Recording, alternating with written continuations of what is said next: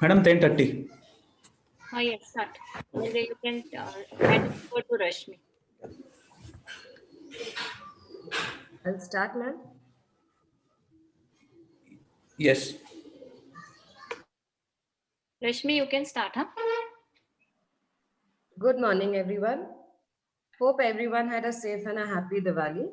I'm Dr. Rashmi Soni Lohia, and I welcome you all for today's CME on clinical rounds in dermatology. We will have 4 talks by 4 eminent dermatologists, followed by questions from the audience. I now invite our president, Dr. Dhanashri Bhide ma'am, to start the proceedings. Over to you, ma'am. Thank you, Rashmi. Good morning, dear friends and colleagues. On behalf of Team Pune chapter of IADVL, I welcome you all for this CME on clinical rounds in dermatology. This is the 6th program by our team in last 4 months. Now, we have chosen this theme because you all know that dermatology is a visual medicine. Many times we see and we diagnose, and that is the easiest situation that we can face with. But sometimes we see the patient, and even after 25, 30 years of practice, we feel that I have never seen this case before. And in that situation, we do a simple skin biopsy. The procedure, I said simple because it is a simple procedure to do. But if the dermatopathologist is not well versed with the reading of this particular slide, then there can be a problem. So today we have 4 eminent speakers. All of them have keen interest in dermatopathology, and we have Dr. Vinay Kulkarni, who is head of the department, Dinanath Mangeshkar Hospital, Dr. Anil Patki, and Dr. Praveen Bhartiya. They will be sharing cases, interesting cases from the Department of Dermatology, the Dinanath Mangeshkar Hospital, and the histopathology in such situations was conclusive, and that changed the outcome of the treatment plan.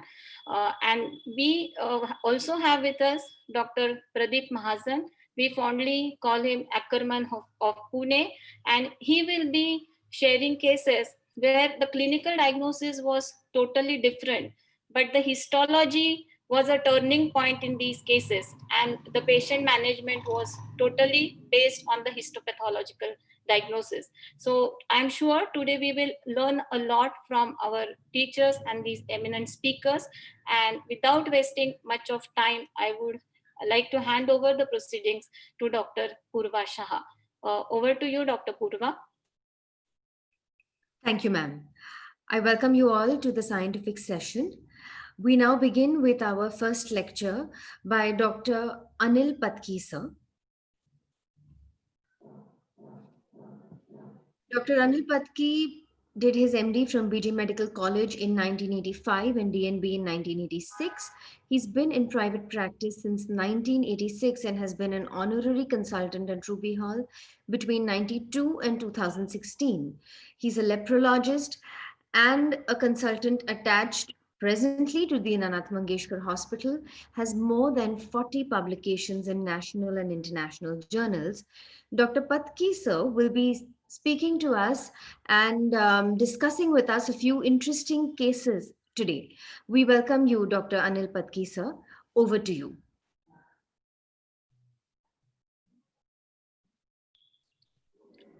Rashmi, can you stop sharing the screen? Yeah.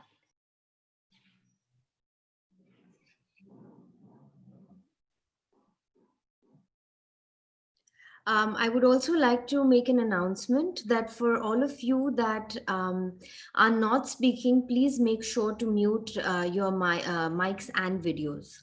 Thank you. Over to you, sir.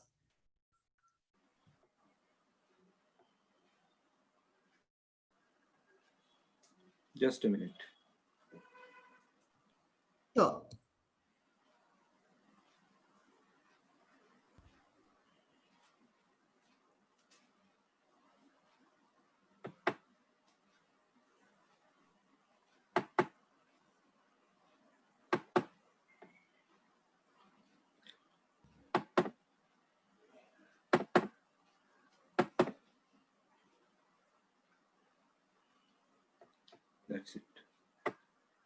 Can you see now? Yes. We can only see your home screen. Yeah. Now you will see the full screen. Sure, sir. Yeah. So, good morning, everybody. Thanks for attending. I'm thankful to Dr. Dhanashree for giving me this opportunity. Excuse me, sir. Sir, your presentation is not seen. Can you please click on the presentation?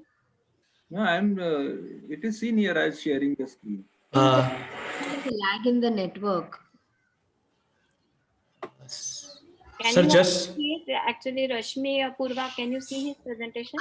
No, ma'am. I can only see his folder, Yeah. and I can see the interesting cases from DMH highlighted, but Yes. it Yes. seems like it's not clicked on. I think so. Sir, can you just yeah, please yeah, I'm click doing on it it again? now. And now Yes. it's visible. Yeah. Is it seen? Yes, sir. Yes, sir, you're good to go. Yeah. So we start. Yes, please. I am thankful to Dhanashree and all the organizers from Torrent Pharma for giving me this opportunity. I have been seeing dermatopathology cases with Dr. Vinay and Dr. Praveen, and we have been teaching each other in Dinanath Mangeshkar Hospital. And we have come across so many interesting cases where the histopathology had changed the diagnosis and the treatment plan completely. So we'll begin with the first case. First case is of a 30-year-old male, and he came with skin lesions on the back for 1 year. There was no pruritus, pain, or burning. They were slowly progressive lesions, and there were no other systemic complaints. There were no significant findings in past personal and family history. Then when we saw the patient, he had translucent bluish or ivory white colored papular lesions on the upper back. They were quite extensive. They were soft to firm in consistency and non-tender. He had no other skin lesions, and there was no abnormality in general and systemic examination. So the differential diagnosis that we considered were papular mucinosis, scleromyxedema, or some other infiltrative disorder of the dermis, because they were diffuse papules which were appearing to be an infiltrating disorder. So this is the patient's back, and you can see that there are papular lesions which are translucent, not well defined, merging into each other and having multiple small sizes. So this is the close-up of the view. This clearly looks like some infiltrative disorder. And when the biopsy was done, we found that the epidermis was completely atrophic. There was flattening of rete ridges, little bit of hyperkeratosis, and when we saw the low high power view, there was a band of edema just under the. There was a faint lesion which showed like the band of edema just under the atrophic epidermis.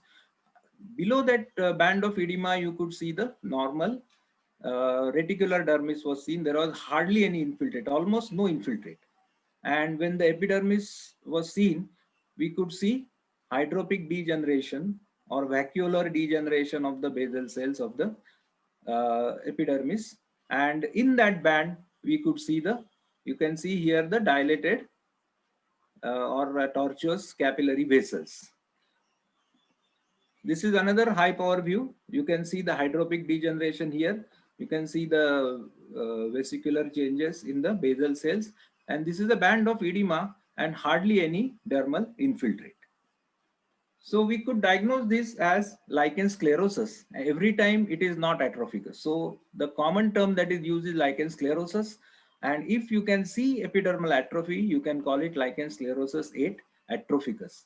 So what we found was thinned effaced epidermis with interface change, a wide band of hyalinization in the upper dermis, little bit of lymphohistiocytic infiltrate below the hyalinizing area, there's hardly any, and there was hyperkeratosis, follicular plugging, subepithelial vesiculation, and telangiectasia. These are the classical findings of lichen sclerosus, which may not be seen in each and every case. So our case was different in the sense that there were extensive lesions on the back in extragenital lichen sclerosis atrophicus, and the patient was suggested phototherapy, but it was not feasible for him to visit the hospital for phototherapy, and so we advised him topical tacrolimus lotion for topical use. So that was my first case. Second case was a 22-year-old female with a raised horn-like lesion on the left ear for a duration of 6 months. There was no history of trauma at the site prior to the appearance of the lesion. There were no systemic complaints and there was no prior treatment, and clinically it was obvious that it's a cutaneous horn. So what is a cutaneous horn? Cutaneous horn is also known as cornucutaneum. It's a hard yellowish brown keratotic excrescence, and to call it a horn, the height must exceed at least half of its greatest diameter. Then only we can call it a horn. So it should be quite high.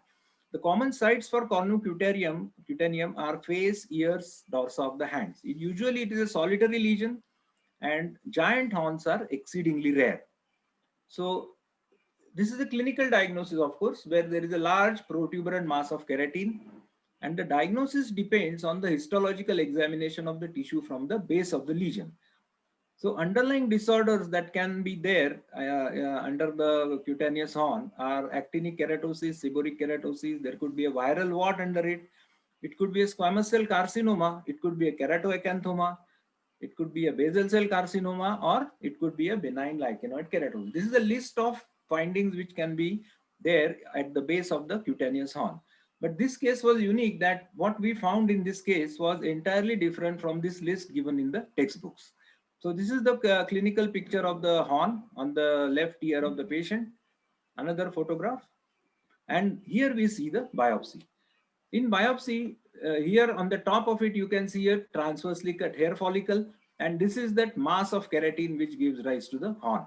So this was the mass of keratin which gave rise to that horn-like structure. And what was underneath? Underneath, we found that there was a tumor consisting of pale basaloid, pale to clear cells, which were quite identical to each other. There was no evidence of any malignancy. So this is the close-up view of the cells. These cells, as you can see, they have uniform nuclei. There is no nuclear pleomorphism. There is no evidence of any malignancy. And the cells are having pale to clear cytoplasm. So another view, and here you can see that the lobule of this tumor is well defined, and there is palisading at the edge. You can see the palisading at the border of the lesion. So this is clearly a case of tricholemomal horn. So underlying lesion was a tricholemoma, which is a tumor arising from the outer root sheath of the hair follicle. So tricholemomal horn is a horn with an underlying tricholemoma. It is a multilobular, well circumscribed growth connected to epidermis and hair follicle. It arises from the outer root sheath of the hair. And as we have already seen, there are clear to pale vacuolated cells containing glycogen. And there is a peripheral palisading with a glassy eosinophilic pass positive basement membrane. So this was diagnosed as a case of tricholemomal horn, which is quite rare. And in some books, you will find that there is another condition that is described, and that is known as tricholemal horn. So what is the difference? What is the difference? Tricholemomal horn, there is no underlying tricholemoma, and there is tricholemal keratinization with no granular layer and orange colored adherent keratin. And this may occur because of rupture and marsupialization of a tricholemal cyst. If there is a small tricholemal cyst, it ruptures, and the cells from the cyst continue to produce keratin, which is tricholemal keratinization. And this type of keratin is quite adherent. So a horn, if it is left untreated, it can grow to a very large length. So it can grow slowly to a great length because of the tricholemal keratin, which is quite adherent. And here there is another example. This is known as tricholemal horn, where there is no underlying tricholemoma. So that is the difference between tricholemomal and tricholemal horns. So this is diagnosis is important because under the horn, there could be a lurking squamous cell carcinoma or a basal cell carcinoma or other malignancy, and malignancy must be ruled out in every case of cutaneous horn. Now we come to the third case. This was a 46-year-old female. She came with a reddish crusted lesion on the right knee for 1 year. There was mild itching, burning, and gradual increase in the size. There was no history of prior injury, no history of any major systemic illness, no family history of tuberculosis, and topically it had been treated only with Kailash Jivan. So here is the lesion. So here you can see that there is a plaque type of lesion with some active border. There is hypopigmentation and atrophy in the center. There is growth growing on one side, healing on other side. So I was sure that clinically this looks like lupus vulgaris. So I was almost sure that this is lupus vulgaris and she will need anti-tuberculous therapy. And we did the biopsy, and to our surprise, this is the description of the case. Infiltrated plaque about 6 to 7 centimeters, erythematous papules and crusts, well-defined border, and centrally we saw some atrophic and hypopigmented areas. There was no popliteal or inguinal lymphadenopathy, and the sensations were intact on the lesion. Now, clinically, we consider lupus vulgaris or atypical mycobacterial infection or some deep fungal infection, possibly sporotrichosis or chromomycosis. And this was the biopsy. You can see that the epidermis looks atrophic, and there is some you can see that there is some cleft in the epidermis, and what attracts the eye is the band like infiltrate hugging the epidermis, and the lower border of the band is also quite well defined. So there was a band like lymphocytic infiltrate just under the epidermis hugging the epidermis. This is another high power view. You can see the band here. You can see the lower border of the band. It's quite well defined. This is the lower border of the band. This is the epidermis. And you can see some degeneration of the basal cells. And you can see all these lymphocytes which are present in a band-like infiltrate just under the epidermis, hugging the epidermis. So this was clearly a lichenoid type of infiltrate. So this is another high power view. So what we found was there was atrophic epidermis, there was interface dermatitis, there was a band-like infiltrate in the upper dermis hugging the epidermis. There was no infiltrate or granuloma in the deeper dermis. So we diagnosed this case as lichen planus-like keratosis. So what is LPLK? LPLK is variously known as benign lichenoid keratosis. It's also known as lichenoid benign keratosis, solitary lichen planus. It is also known as involuting lichenoid plaque. It's usually a solitary, discrete and raised lesion. There may be little bit of itching or burning. Usually there is a sudden appearance of a violaceous or pink rusty type of lesion. And many times it is misdiagnosed as BCC or Bowen's disease. So here we were almost likely to misdiagnose as lupus vulgaris. So what is LPLK? LPLK is immune rejection of an epidermal lesion. So there is something in the epidermis to which the immune system reacts and throws it out or destroys it. And that lesion could be either a seborrheic keratosis, it could be a solar lentigo, it could be a viral wart, it could be a large cell acanthoma. And Whedon describes a particular peculiar condition where LPLK was induced by paracetamol. So what LPLK shows is a florid lichenoid reaction pattern. There are apoptotic or apototic keratinocytes in the basal layer, and there is a dense infiltrate of lymphocytes. We could see only the lymphocytes, but there could be eosinophils and neutrophils also. There's pigment incontinence, obviously, because of the destruction of the basal cells. And in the late stage, you just see the atrophy and dermal fibrosis. So there are histological types of LPLK that have been described. One is classic, the second is atrophic. There are certain atypical MF-like cases where you see large lymphocytes with cerebriform nuclei. There is a bullous type where there could be separation. There is one 10-like toxic epidermal necrolysis-like histological picture is described in LPLK. There is a creeping type. Creeping type means there is focal acute activity, and activity is seen only in patches. And the last type is known as lupus simulant, where it resembles DLE. So these are the various histological types of LPLK. So how do you differentiate it from lichen planus on histology? In histology, LPLK shows parakeratosis, which is not seen in lichen planus. Hypergranulosis is a feature of lichen planus, but it is less prominent in LPLK. And lastly, if you do immunohistological staining, you find that lymphocytes are predominantly of CD8 type in LPLK type, whereas they are CD4 type in lichen planus. So treatment described is shave excision. Since this was quite a large lesion, we have advised her topical tacrolimus, and we will see the results of the treatment. Now coming to my last case, this is a 56-year-old female patient. She came with a papular lesions on the trunk and forearm for 8 months. There was a gradual increase in number. There was no itching or pain. As far as the systemic problem was concerned, she was a hypertensive. She was on Rivolol AM and she was also on vitamin B12 and vitamin D supplements. No other major findings in the past personal or family history. She was a postmenopausal female patient. So this is the type of the lesions that we saw. These are tiny papular lesions, skin colored, slightly erythematous, slightly brownish, asymptomatic, and they were present on the flexor aspect of the forearm. And this is the site of the biopsy marked by the this ink. Now, clinical differential diagnosis that I considered was lichen nitidus. Dr. Bhartiya suggested eruptive syringomas, and we also considered some other benign adnexal tumors and also granuloma annulare, but we were not sure about clinical diagnosis, and we did the biopsy. In the biopsy, we did not find anything abnormal in H&E. You can see that the epidermis is there. There's hardly any infiltrate in the dermis. So this is all looking almost like a normal skin. Here you see the high power view. Epidermis, uh, basal layer is intact. Dermis is almost normal. There's hardly any infiltrate, no granuloma, no infiltrate, nothing.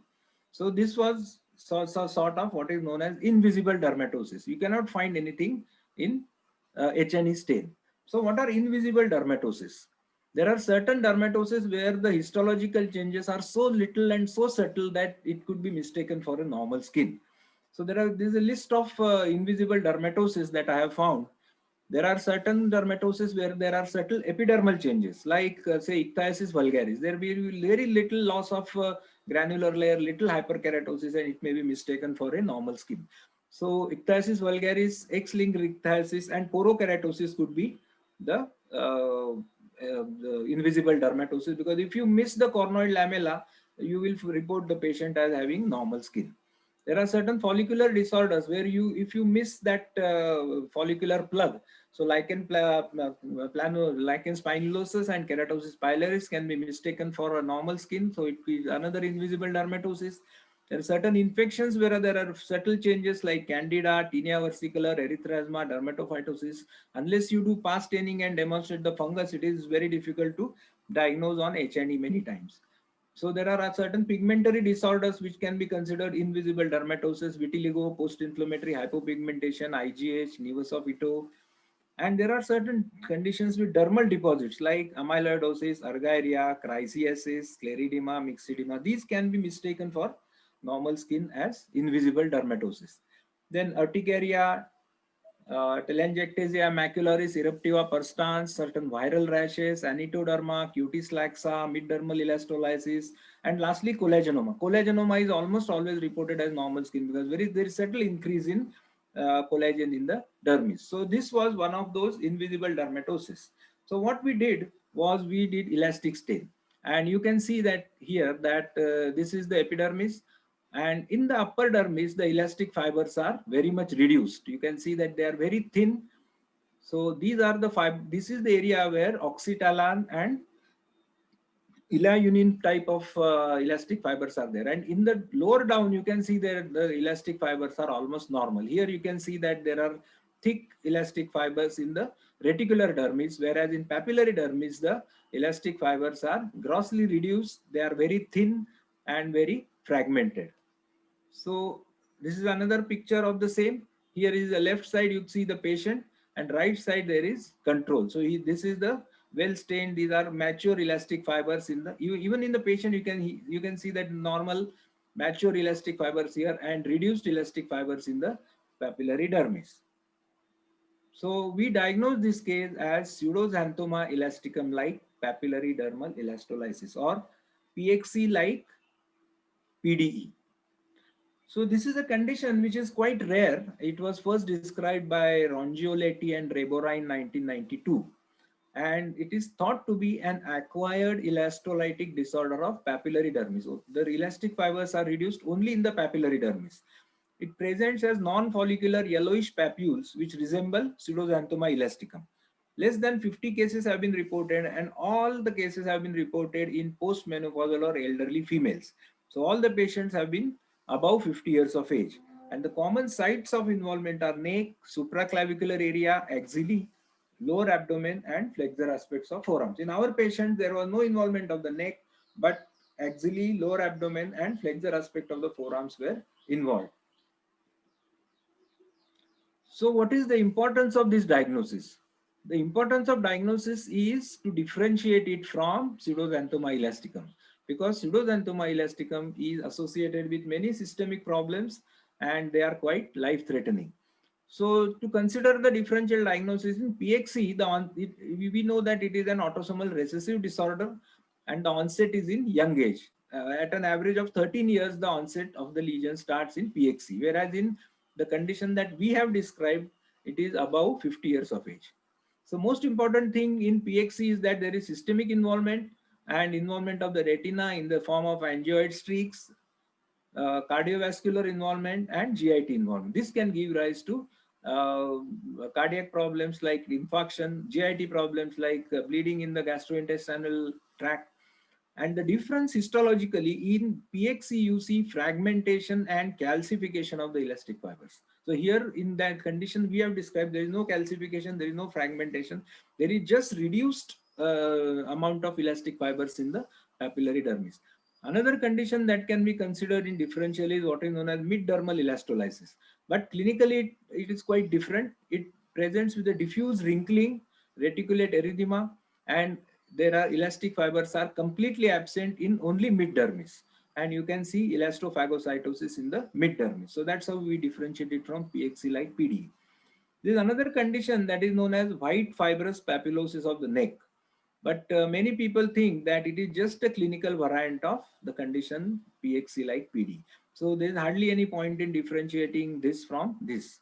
So it is thought to be a disorder of similar origin. So I think this is the last case. Thank you very much for your attendance and patient listening. And I now hand over the mic to the organizers. Thank you. Thank you so much, sir. That was truly very enlightening for all of us. Was it audible? We will be taking questions and answers from the audience, but we will have a separate session on it at the end of all four lectures today. We now move on to the next talk for today by Dr. Vinay Kulkarni, sir. Dr. Vinay Kulkarni has a list of qualifications. He's an MD, DNB, FAMS, and an AA HIVS. He has he runs his practice at the Prayas Amrita Clinic and the Dinanath Mangeshkar Hospital. He has 63 papers, 4 books, and 6 chapters to his credit. He has recently been awarded with the IDVL Oration Dermacon at Bangalore, and his special interests lie in critical dermatology, vesicular bullous dermatosis, HIV, and sexually transmitted diseases. We welcome Dr. Vinay Kulkarni, sir, to discuss some more interesting cases with us today. Welcome, sir. Over to you. Good morning. Good morning, everyone. I'll start sharing my screen. Yes, please, sir.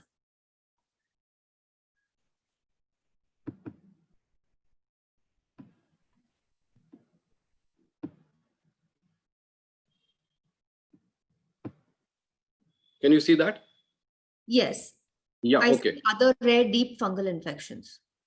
Sorry, we'll go to the first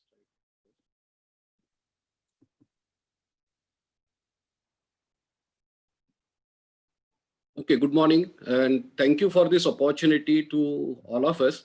As Anil already said, it's an interesting thing. We meet every Tuesday afternoon at Dinanath Mangeshkar Hospital. We have a nice microscope and a camera, and we can capture all our images. And we all probably owe our interest in dermatopathology to our great teacher, Dr. M.B. Gharpure, because I don't think he just put us the interest in that topic, but just made us to learn all that. And it is very interesting, and everyone is welcome to our sessions of dermatopathological correlation at Dinanath Mangeshkar Hospital every Tuesday.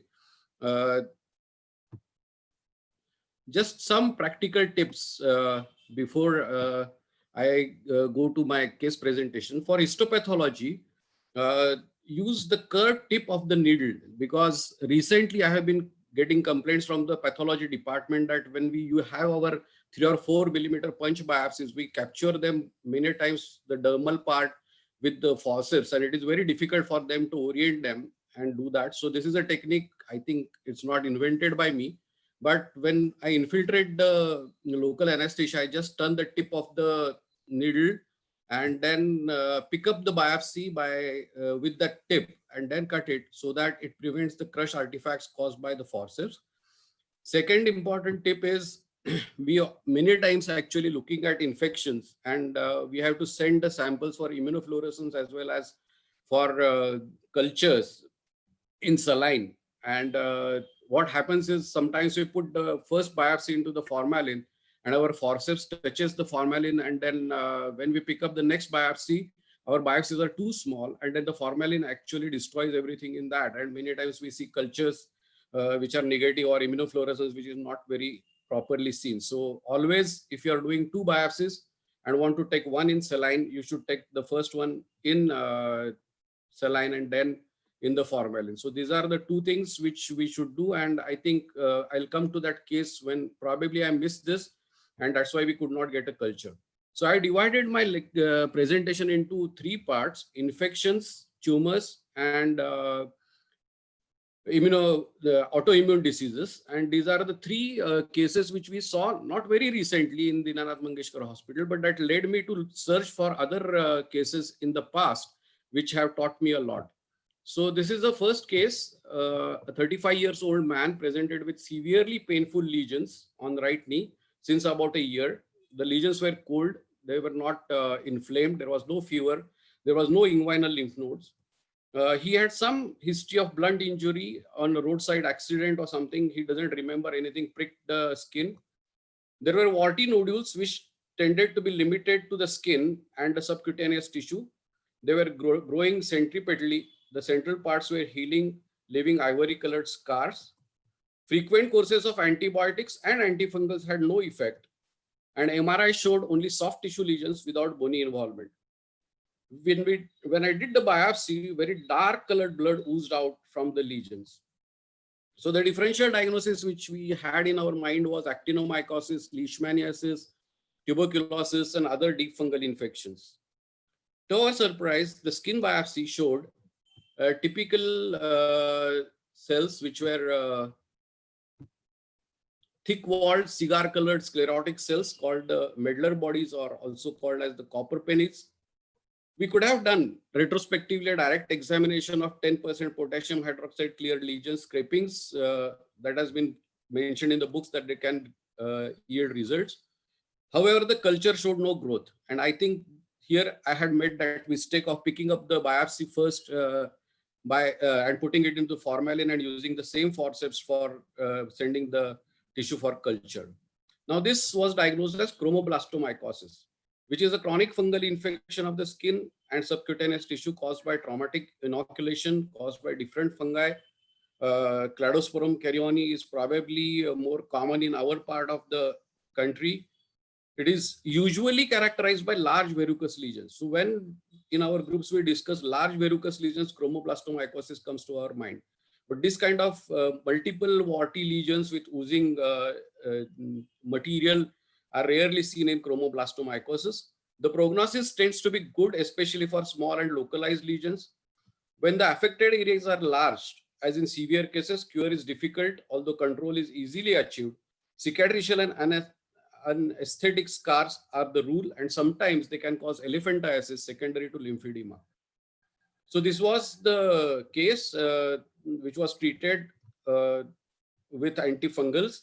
Chromoblastomycosis is generally supposed to be refractory to treatment, and prolonged courses or repeated courses are required. The treatment options include oral itraconazole as monotherapy or with 5-flucytosine. This patient was given intermittent courses of short duration of itraconazole and had no effect, or it can be combined with amphotericin B. There can be some local treatments like heat therapy, cryosurgery, photodynamic therapy used. and combination therapy is the norm. Our patient was treated with itraconazole and 5-FC, and this photograph is actually just about 3 to 4 weeks after starting the medicines, and we can already see the healing of the lesions. Recently, posaconazole, a new antifungal, has been supposed to be useful as a monotherapy.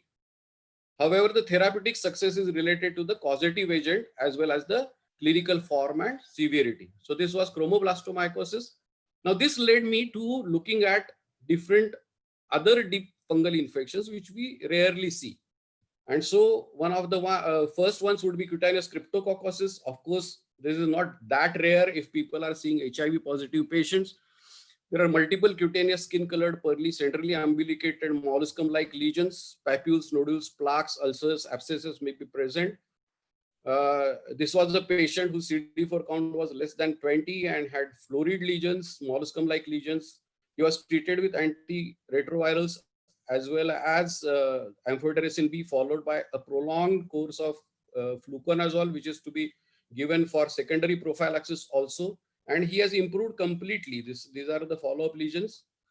But it can be a disseminated lesion also. There could be meningitis, there could be retinitis. So when we have a patient with cutaneous cryptococcosis, we should be actually looking at other systems also. This is a patient with cryptococcal retinitis, and I have preserved this photograph because you see this real satellite-like lesions in the retina. The other lesions are histoplasmosis, which can be as tiny like this. Again, molluscoid lesions is caused by histoplasma capsulatum. Fever and weight loss is seen in more than 75% of the patients. Respiratory complaints, abdominal pain, and gastrointestinal bleeding are the features. 5 to 10% have an acute septic shock-like syndrome, and it has got a very poor prognosis. The skin lesions in histoplasmosis are rare. Most often it is a differential diagnosis of tuberculosis like respiratory disease. Here are some other lesions. This was a very bad growth on the tip of the ring finger in one of my patients, and the histopathology actually showed the histoplasma. The treatment is with amphotericin B, which is the treatment of choice in patients with immunodeficiency. Oral antifungal agents would be welcome alternatives. However, the response is not so good in less severe cases. Itraconazole is a safe and effective for mild disseminated histoplasmosis, and it is good to start the treatment with amphotericin and maintain on itraconazole. This is another patient who had these molluscum-like lesions on the face. He was immune compromised. So my first diagnosis was cryptococcosis or histoplasmosis. We did a biopsy and sent a culture, and actually it threw up aspergillosis, and aspergillus infection of the skin was also common. The treatment was with voriconazole, which is a drug of choice, oral drug voriconazole for this patient. Now, you might feel that because you are not seeing so many of HIV cases and I am seeing these, here are some other patients of histoplasmosis. Here is a case of Dr. Vaidya, disseminated histoplasmosis in a case of lymphoma treated with chemotherapy, and the patient presented with this large molluscum-like lesions. And I remember a case of Dr. Sunil Tolat seen previously and presented so often, a young child with giant mollusci. And this was a patient with giant molluscum-like lesions, but also had tumor-like lesions elsewhere. The biopsy and the culture showed histoplasmosis. There were lesions all over the body, all over the face, and these were the infiltrated lesions, which actually could tell us that it is not just a simple molluscum or is a deep fungal infection. This patient was treated with amphotericin B and itraconazole, but unfortunately succumbed to his disseminated lymphoma and chemotherapy related complications. Also, it is not always that we see patients of deep fungal infections or unusual fungal infections only with immunodeficiency. Here is a case. I thank Dr. Mangesh who shared this case with me. I had an opportunity to see this patient. This is a young child, about 13, 14 years old child who had this long time non-healing ulcer on the left great toe. And well, it looked, we don't know whether it is a malignant one or a tuberculosis one or something coming up from the bone. Uh, there was some destruction of the bone there, but there was nothing contributory in the X-ray. The histopathology showed dense granulomatous infiltrate with multiple granulomas consisting of large histiocytes, multinucleated giant cells, lymphocytes, plasma cells with scattered eosinophils and neutrophils. And histiocytes showed vacuolated cytoplasm with grouped fungal spores. So this was thought to be granulomatous cryptococcosis. Special stains past showed round fungal spores measuring about 4 to 6 micrometers. Grocot's methenamine silver stain showed again round to ovoid fungal spores measuring about 3 to 5 micrometers in diameter. So it was diagnosed as granulomatous cryptococcosis in an immune competent child. No signs of any immune deficiency. Was tried to be given amphotericin B, but the patient was not ready to stay in the hospital for 14 days, which is a minimum 14 to 20 days. So he left Pune and went back. And I think Dr. Nikam also tried to give amphotericin B, but was later on maintained on only fluconazole and has shown complete resolution of the lesions later on. So these are some of the cases which actually histopathology helped us, but pathology includes microbiology also. And so here is a case, and it's an interesting case, very old case. I thank my old colleague who is now not in India, but is in US, Pallavi Bhargav, and our very good microbiology Sampada Patwardhan. Here is a case of 34-year-old patient with known retroviral disease. He had cough since 3 months, purulent sputum, mild dyspnea on exertion, had history of tuberculosis in the past, herpes generalis in the past, dental abscesses in the past, pneumocystis carinii in 1999, again in 2004, and chronic cough since then. And this patient was on antiretroviral treatment, not taking very regularly. You can see the lipoatrophy. Sputum examination was done, and as expected, there were acid-fast bacilli, and anybody would say, yeah, okay, this is a case of treatment failure and tuberculosis. But the gram stains and also showed cysts appearing 5 to 7 micrometers and stained spear, each containing 6 to 8 intracytic gram-negative bodies, sporozoites. So these were pneumocystis carinii-like things. And acid-fast stain actually also showed up cryptosporidium parvum. Now, in immune-compromised patients, cryptosporidiosis is associated with cryptosporidial diarrhea, but one can have a very disseminated infection. HRCT showed diffuse bilateral pulmonary nodules, bronchiectasis. So this was the HRCT picture. So what did we conclude? This patient's lungs had cryptosporidia, tuberculosis, pneumocystis carinii or pneumocystis cerevisiae, and streptococcus pyogenes. And so the multiple infections were smoldering inside his lung. This is a very rare case because pulmonary cryptosporidiasis was reported long back in '84, but it's a very rare disease. The most frequent symptomatology includes chronic cough, fever, dyspnea. 78% of the cases have severe respiratory infectious agents coexisting. 76% of the cases, the infection is followed by diarrhea. Detecting cryptosporidium in the feces is always seen in more than 80% of the cases. And most frequent cause of death is respiratory failure.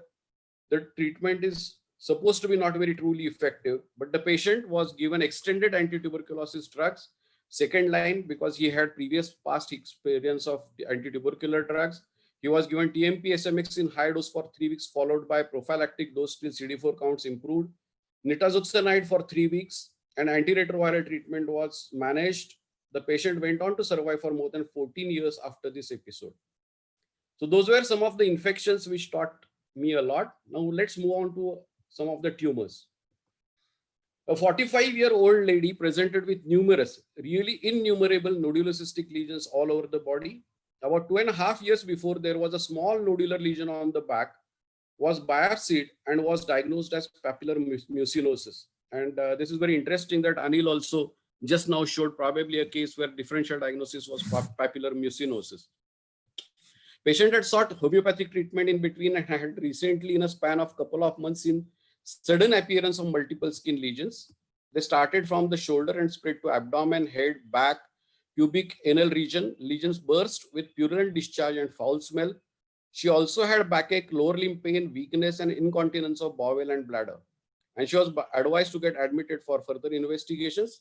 You can see these kind of lesions. There were lesions, large tumors in the scalp, in the occipital area, under the breast, on the abdomen, in the neck, on the face. There were lesions on the lower abdomen, lower back, perianal, perigenital area. All were kind of tumors, which were cystic tumors with tumescence and kind of mucoid thing, something inside. So a skin biopsy was done for histopathology. The report came as keratinized stratified squamous lining epithelium. Underlying dermis shows pools of extracellular mucin, tumor cells showing signature morphology. On immunohistochemistry, tumor cells express CK7 and CEA, and that was negative for CA125 and WT1. The final diagnosis was signaturing cells with pools of extracellular mucin suggestive of cutaneous mucinous carcinoma. And in view of CEA positivity, it was suggested that we look for some kind of a primary colorectal carcinoma and other lesions maybe from breast or lungs, etc. This was the histopathology. You can see this mucin containing large pools of tissue and then small signaturing tumor cells in that. The mucin was stained with positive for mucin stain, and CK7 was positive. So to rule out primary adenocarcinoma, colorectal, breast, lungs, etc., a whole body PET CT was done, and there was no primary lesion located anywhere in the body except the spine. All vertebrae showed actually some kind of lesions. A multi-specialty team was involved. A neuroreference was done for lower limb weakness and incontinence, who advised MRI brain and whole spine.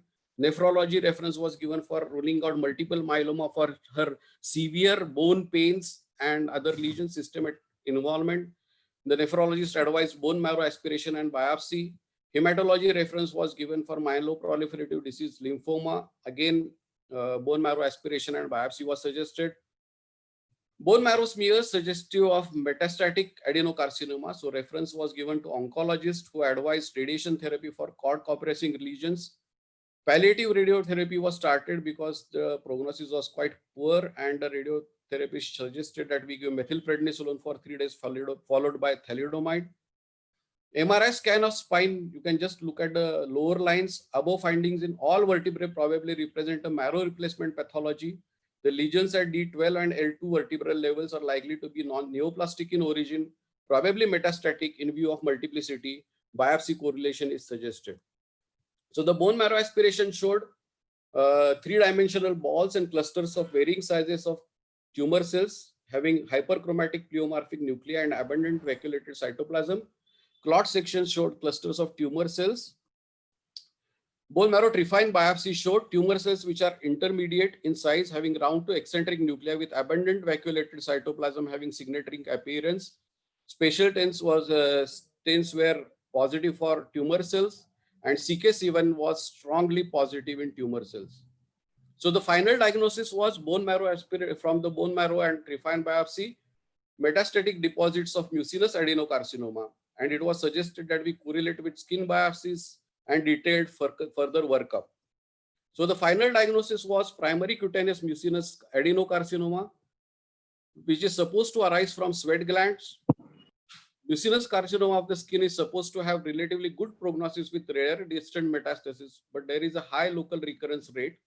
The low metastatic potential has something to do with the avascular characteristic of the tumor that is given in the literature.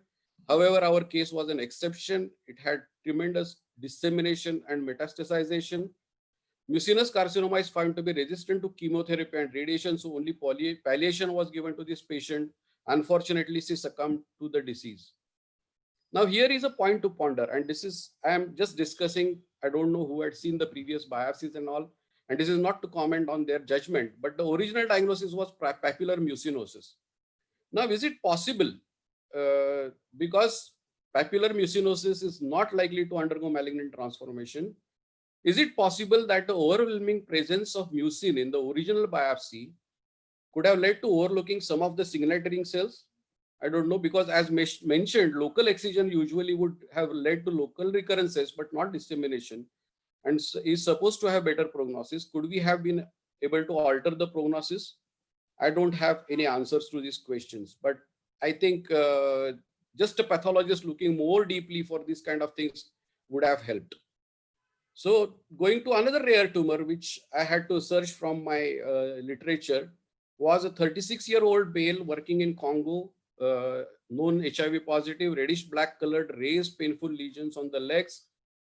History of increase in size of the lesions, no bleeding, no oral genital lesions, no hemoptysis, no lung lesions, no nausea, vomiting, loose motion. So there was no GIT involvement. And these were the lesions which were hyperpigmented, painful nodular lesions on the foot and on the legs. So the differential diagnosis for me was Kaposi's sarcoma, bacillary angiomatosis, or a lymphoma. The investigations were normal. CD4 count was 441, so it has nothing to do with the severe immunodeficiency. And on histopathology, we could see irregular jagged vascular channels, which are partly surrounded by pre-existing blood vessels. This is called as a promontory sign. And there were perivascular plasma cells and lymphocytes. Presence of interlacing bundles of spindle cells. So this was a very classical Kaposi's sarcoma in an HIV-infected patient. He was treated with doxorubicin with 4 cycles of chemotherapy 3 weeks apart, and antiretroviral therapy was started. This was an old patient at that time. Antiretroviral treatment was not suggested for patients with good CD4 counts, but because he had a AIDS defining malignancy, we put him on antiretroviral treatment. And within 4 to 6 weeks, we had seen resolution starting in all these lesions. This patient again went on to survive for a very, very long time. Now, I have visited some of the hospitals in South Africa, and there were wards full of Kaposi's sarcomas in those hospitals. Whereas, in spite of seeing really thousands of patients, Kaposi's sarcoma remains uncommon in HIV-infected people in India. Etiological agent is HHV8, and it is supposed to be transmitted through saliva and receptive intercourse. The treatment consists of vinblastine, liquid nitrogen, pantretin gel, radiation, cryosurgery locally, and systemic treatment consists of liposomal anthracyclines, paclitaxel, interferon alpha, and others, and of course, antiretroviral therapy. Now, these were some of the tumors, and now I come to a recently seen condition of an autoimmune disorder. Some of the Pune colleagues must have seen this case, but it's a very interesting case, so I'm presenting again. This started with a very innocuous lesion, just 1.5 months history of cheilitis, the peeling of the skin from the lips, and ulceration of the lips. A 6.5-year-old female child, one of the twin, born non-consanguineous marriage, apparently all right till a month, presented with white patch on tongue initially through a thought of thrush and started on candid mouth paint. There was no improvement. The patches increased in the oral cavity, in cheeks and tongue. Gums were normal, teeth were normal. The lesions started bleeding from the oral cavity. So hematologist's opinion was taken, which was non-contributory. The child started oozing from genitalia. The urine routine showed 30 to 40 pus cells along with RBCs. The scraping from the tongue and vagina was sent for candida, and oral fluconazole was started. The reports came back negative for candida. A dermatologist's opinion was taken. Well, as anyone would have thought of, must have thought of herpes simplex infection, and oral acyclovir was started without any relief. The HSV, IgM, IgG were negative. The child still had oral and genital bleeding. A rheumatological opinion was taken. ANA profile was non-conclusive. Eye examination was normal. Past history, there were intermittent non-specific abdominal pain since 5 months, but nothing was found at. And somehow that history was that the exposure to seawater 3 weeks back, after which probably bleeding had increased. Now, we thought of something like an exposure of bites or because of the stingray or something like that. The lesions continued on the lips, and there were crusted lesions around. There were oral lesions. There were oral ulcerations. The lesions looked herpetic again. Acyclovir was given again without any relief. And the father, being a doctor, sent the scrapings from the oral lesions for cytology. And to our surprise, the smear showed abundant disquamated epithelial cells in a serosanguinous background. Cell population predominantly consisting of polygonal, round, ovoid, parabasal, acantholytic cells. Few of these cells shows Zhang cell-like appearance, and the impression given was features suggestive of pemphigus. And I would share this the other PDF sometime, but the report was excellent. And I have not seen a report from a cytologist such a good pictures and everything, and had shown all these pictures of acantholytic cells, oval cells, and Zhang cells. And the cytologist had suggested that if biopsy is not possible, to indirect immunofluorescence for desmoglein 1 and DG3. If biopsy is possible, histopathology and direct immunofluorescence. And yes, to help us the diagnosis, desmoglein antibodies were positive, 1 and 3. Anti-epidermal antibodies were also positive in tissues, indirect immunofluorescence, and the titers were quite high. So the diagnosis of pemphigus or pediatric pemphigus was met. Prednisolone was started with 2 milligrams per kilogram dose. There was some improvement seen, but considering the long-term side effects of steroids and the prolonged treatment that would be required, it was suggested that we go in for rituximab and IVIG. The father, being a doctor, he consulted n number of people in the country as well as abroad, and a consensus. There were a lot of questions. Consensus was arrived that we should go for rituximab. There were some questions by parents. Her oral lesions are 90% better, no new lesions. So that is what would be the management protocol? Do we still need to go ahead with rituximab and IVIG? Can we give only IVIG and wait for some time and doing so? Are there any side effects? What are the expected side effects of rituximab? After giving rituximab, do we need to give steroids? Which one is having more side effects, steroids or rituximab? My answers were that steroids are the worst as far as the side effects are concerned. I had also asked suggestions from Razak Ahmed through courtesy Dr. Sharad Mutalek. The protocol suggested was rituximab, then tapering of steroids and IVIG later. And IVIG was suggested not to be the starting regimen. IVIG is given in two ways. One is giving it as a therapy where the very high doses are given, whereas we preferred that we will give top-up IVIG whenever the immunoglobulin levels drop after rituximab to just protect her immunity. However, she could not tolerate immunoglobulins later on. She developed a reaction. So 500 infusion was given in PICU for the comfort of the parents. Pediatricians were ready to give it in the wards. Blood pressure remaining on the higher side during infusion and through follow-up before second dose of rituximab. After the second dose, there was a remission. There was a question. One concern, sir, can we give fresh fruit to her, grapes, apples, etc., etc.? My answer was no harsh restrictions, just neatly washed fruit. Immune suppression is not like post-chemotherapy. Don't restrict the child too much in the activities. They were very anxious parents, basically being doctors. And I had to counsel them to allow her to be a very normal child because because of all this anxiety, she was too tense and too terribly anxious and depressed. On follow-up, there was a significant improvement. There was one episode of nasal bleed from a crust. Immunoglobulins levels were done after 1 month, at 3 months, and then 6 months. Top-up IVIG was tried. Follow-up cytology came out to be negative. Follow-up desmoglein antibody titers had dipped. Just about 2 weeks ago, 27th of October, this is the message. Good evening, sir. We are all good. She is stable. No active lesions. So pediatric pemphigus is extremely rare in this group. Pemphigus vulgaris is the most common form seen in children as seen in adults. Since pemphigus is rare in pediatric population, evidence-based treatment guidelines have not been reported yet. Immunosuppression is the mainstay of therapy. This is a nice paper on pediatric pemphigus. The diagnosis of pemphigus in children can be delayed due to the rarity of the disease. High index of suspicion is required. Prognosis seems to be better in childhood that compared with the adults. The treatment of pemphigus is similar in children and adults, but clinicians should remember that children during periods of growth and development are extremely vulnerable to the side effects of systemic corticosteroid treatment. So this was a very interesting case which taught me a lot. I thank for your patient listening. Thank you. Thank you, sir, for sharing all of that knowledge with us. Let me once again remind you all that we will be taking question and answers at the end of all 4 sessions. So please do note down your questions in the chat box, and they will be addressed in the question and answer session.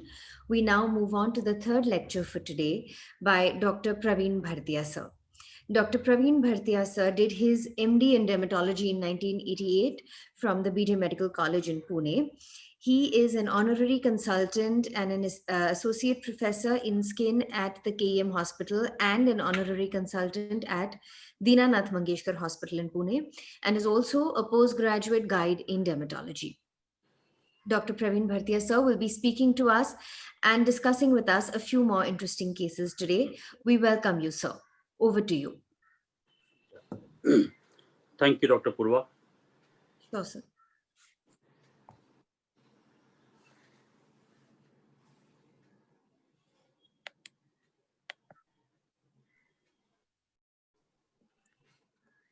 A very good morning, all of you. First of all, I thank Dr. Dhanashree Bide and her team for giving me this opportunity. We have already seen few very interesting cases and workup from eminent speakers. Dermatology is a visual specialty. We all have our training and our eyes are very well trained. And because of the trained eyes, we can pick up, unlike other branches, we can pick up diagnosis very fast only by viewing and examining. But there are some clinical examination, but there are some areas where we are stuck up. Then we have to use investigations. Dermatopathology is one of them, which is relatively simple, easily available in our city. H&D is the most inexpensive among those. Little invasive though, but it can be a very valuable tool. That's what we have been seeing from previous lectures and maybe in this lecture. This is my journey as to study the dermatopathology. This, as Dr. Vinay Kulkarni sir and Patki sir had said, every Tuesday we sit together to learn the cases of histology of the last week. All the biopsies are seen. There's a very nice software which Dr. Patki is seeing on the microscope. We can all see on the Dr. computer screen. Sorry to interrupt. Actually, screen is not visible. Is it? Yeah.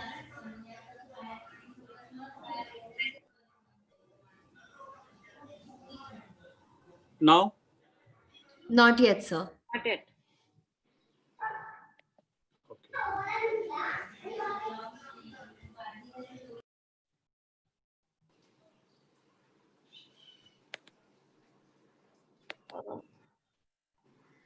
Now? Yes, it says it has started. It is saying it. Now it is visible. Yes. Yes. Sorry for that. Now, this is what I was discussing. Every Tuesday, we all sit together. There's a very nice software. So we all can see the images on the screen. When Dr. Patki is seeing through the slide, we have a pathology resident also. And we've been doing things that these last few years, every Tuesday. And as Dr. Kulkarni sir has said, you are most welcome to join. We all invite images and clinical description of each and every case, clinical pictures, histological pictures, and we try to come to a conclusion. Before that, many years ago, I started this procedure learning in KM Hospital also every Thursday. Dr. Avinash Vadan sir used to sit with us. Now it is Dr. Kurtiga, who is a pathologist from Vellore. He's a very enthusiastic and pathologist with keen interest in dermatopathology. And this is how on the similar mode, we have a screen and all of us can see at the same time and discuss. This is my first case, an 83-year-old lady, the mildly itchy patch with crust on the right side of upper chest. We used to fall off and reappear below the neck since 1 year, on and off. The right side shows close-up with a single arcuate plaque with 2 asymmetrical lobes and a fragile bridge which connecting the two. We thought of initial diagnosis of differential diagnosis of seborrheic keratosis as in this age, and maybe a basal cell carcinoma. The examination showed in the low power, full thickness atypia disorganization of keratinocytes, but the basal cells were unaffected. And the high power showed large round cells with loss of polarity, the so-called wind-blown appearance, giving a diagnosis of Bowen disease. Here you can see whole epidermis showing the wind-blown appearance, OTPia, but the basal cells are intact, showing a classical eyeliner sign of Bowen disease. This is another case, an old lady. Thank you, Dr. Patki sir, for sharing this case. A 56-year-old female with a non-itchy patch, kind of psoriasiform, on the left side of the abdominal wall, which was gradually progressive. On the right side shows a close-up with a well-demarcated erythematous hyperkeratotic plaque with irregular borders, scales, and crusts. We consider diagnosis of focal psoriasis, and here Bowen disease was considered. The histology shows again atypia of keratinocytes in the low power all across the acanthotic epidermis, but the basal cell layer was unaffected, unlike actinic keratosis. And the right side image shows high power view with atypia, loss of polarity and some dyskeratotic cells. Bowen was a dermatologist from Boston. In 1912, he suggested this condition, so it's named after him. It is nothing but an intraepithelial squamous cell carcinoma, CNC2 as it is called. Usually it is solitary. Predisposing factors are sun exposure. Some researchers prefer to call it bovinoid actinic keratosis. HPV infection, erythroplasia of Queret is considered to be a variant of this, clinically different but histologically similar. Arsenic exposure was very common in the past. Ionizing radiation, HIV infection, immunosuppressive therapy or immunosuppressive conditions like lymphomas are the predisposing factors. Clinically, usually they have a psoriasiform, sharply delineated lesion. It usually initially is flat, but they have fine crust and scales. They may, usually it is solitary, but if there are multiple, they can coalesce together to form a polycyclic border. There are certain clinical variants like pigmented, intertriginous, periangual, and subungual. These are interesting parts. In the 70s and 80s, there was an epidemic of sorts among especially dentists and radiologists. They used to have on the fingers, probably related to HPV infection. In 3 to 5% of cases, this condition may progress into SC, squamous cell carcinoma, or invasive squamous cell carcinoma, also called as Bowen carcinoma. Clinically, if the lesions they start developing ulceration or nodule, one must suspect an invasive carcinoma. It could be a clue. Management is usually excision, surgical excision if it is localized single patch. And other options are cryotherapy, electrodesiccation, and curettage. And topically, 5-fluorouracil, 5% imiquimod, or a Mohs microscopic surgery. Coming to my next case, a 52-year-old male who had itchy patches on the limbs and thick scaly lesions on the palms and soles, giving rise to a difficulty in his day-to-day work, manual work, since 6 months. On examination, he had discrete horn-like follicular spinous papules of different sizes, especially on the shins, on the forearms, on the elbows, ill-defined brown plaques with psoriasiform appearance, but they were ill-defined, unlike psoriasis, where we expect well demarcated with salmon erythema. And here, erythema was inconspicuous, as it is in psoriasis. In our type of skin is less conspicuous. Close-up of hands and feet. On the left side, we can see, especially on the right index finger base, horn-like papules, and some nail changes are also there, especially middle finger nails. The right side, we can see the thick, yellowish, firmly adherent, large scales on a diffusely erythematous palms. This is a close-up of hands and feet together. Firmly adherent scales, symmetrically distributed on the dorsa of feet, palms, shins, ankles. And the soles, if you can notice, there is a kind of keratodermic sandal. And the nails also show dystrophic changes. A close differential diagnosis was, of course, psoriasis, but PRP was considered. Here again, we took help of biopsy to come to a conclusion. On the left side, you can see a low power view, which shows the psoriasiform hyperplasia, but there are broad and short retinoid ridges and not large and bulbous retinoid ridges. There is a thick suprapapillary plate, unlike psoriasis, which has a thin suprapapillary plate. There is a prominent arrector and pylorus muscle. On the right side, you can see the high power, which shows focal hypergranulosis, which again goes against psoriasis. Absent neutrophils in dermis. No neutrophils at all, neither Monroe microabscesses nor covert pustule, no neutrophils whatsoever. All these features definitely differentiated from the psoriasis. And another classical feature in this close-up, you can see the alternate bands of vertical and horizontal hyperkeratosis as shown by purple arrows and parakeratosis as shown by blue arrows. The so-called checkerboard pattern, vertical and horizontal, alternate hyperkeratosis and orthokeratosis. Not a very diagnostic, but fairly characteristic feature on biopsy of pityriasis zebra pilaris. As seen, it has a small pinpoint aggregated circular horn-like hyperkerotic follicular papules, so-called nutmeg greater appearance. They're pink to orange red scales, sharply marginated plaques of varying size spreading craniocaudally. They may coalesce to form an erythroderma. And there are islands of sparing, the so-called skip areas or napes clairs. There are 6 types. The one we are probably coming across is a classical adult type, which is most common. 5 types have been mentioned. The last 6 type has been mentioned recently in HIV-associated PRP. Histology of non-follicular lesions shows peculiar checkerboard pattern, alternating ortho and parakeratosis, vertically and horizontally. Only in vertical and horizontal also we see in ILVEN, but in here we see a vertical and horizontal, ortho and parakeratosis. There is also acanthosis with broad and short retrogenous and thick suprapapular plates, as we discussed, which differentiates it from psoriasis, and focal hypergranulosis. In psoriasis, we don't see any hypergranulosis. There is hypertrophic arrector and pylorus muscle and atrophic sebaceous glands. We could not get a follicle in these biopsies in spite of recuts. But if you can get a follicle, it's very peculiar features again. The shoulders of parakeratosis, on either sides of hair, there is a parakeratotic shoulder. There are dilated infundibula with follicular plugging. The arrectorus pylorus is prominent and hypertrophied. There could be a perifollicular lymphocytic infiltrate. This is a diagrammatic representation of the histologic picture of PRP, as we have discussed.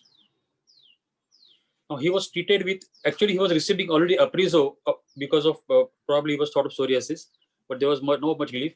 We just added emollients on body and keratolytics in the form of 12% salicylic acid on palm cell soles, and oral vitamin A in dose of 50,000 ppd, that is 1 lakh units.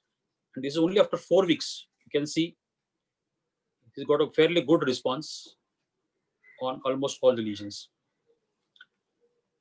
Coming to my next case, a 23-year-old male, complete of slightly itchy lesions, which are gradually progressive with linear streaks on the right side of chest wall since 2 months. This shows the close-up. Multiple 1 to 4 millimeter size skin and brown colored papules distributed in multiple linear rows radiating along the Blaschko's lines. They're distributed in a radiating manner and we're in the background of brown streaks and mostly coagulous but free margins at places.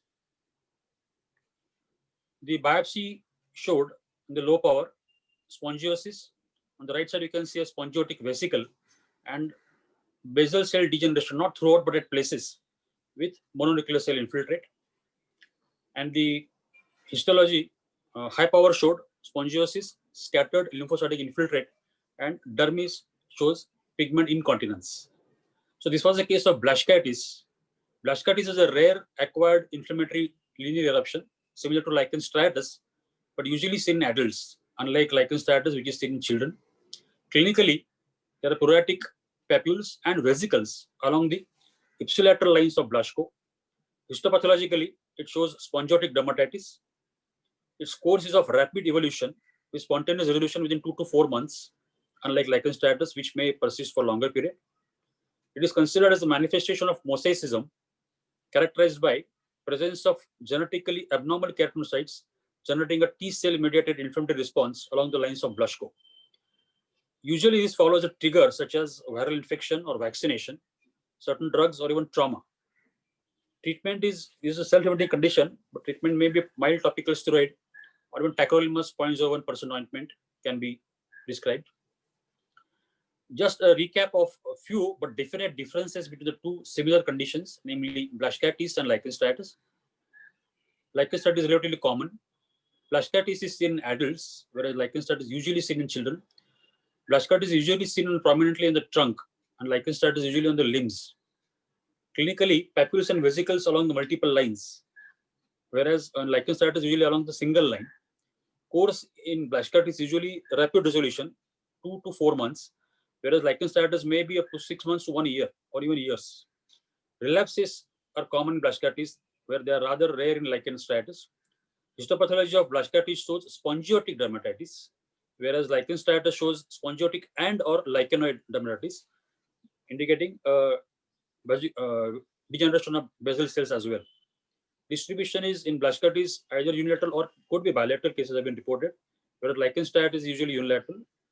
Lines are multiple in blushcartis, whereas there are one or few lines in lichen status, usually in a single line. And sequelae, blushcartis usually heals without any sequelae, whereas lichen status may have post-inflammatory hypopigmentation usually, or maybe hyperpigmentation. I would like to end with the quote from the Blue Journal, that is the Journal of American Academy of Dermatology, that says that if you give sufficient inputs to your pathologist, clinical inputs in the form of description as well as images, and speak out your differential diagnosis and even discuss with him and even see physically, the yield of histological diagnosis can be as high as 76%, which can be very rewarding. Thank you for patient listening.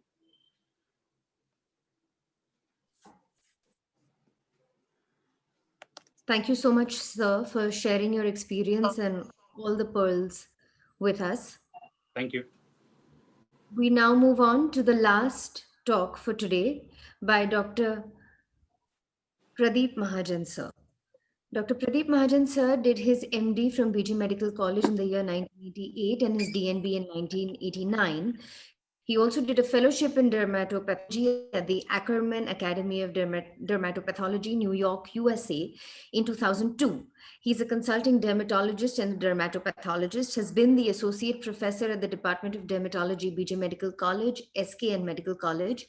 He's been the professor and head of Department of Dermatology at the Mimar Medical College, Pune, and has been the editor-in-chief IADVL Color Atlas of Dermatopathology, published in 2017. Today, Dr. Pradeep Mahajan, sir, will be sharing with us his talk, Derma Path Beyond Diagnosis. We welcome you, sir. Over to you. Yes, thank you very much. Sure, sir. Yeah.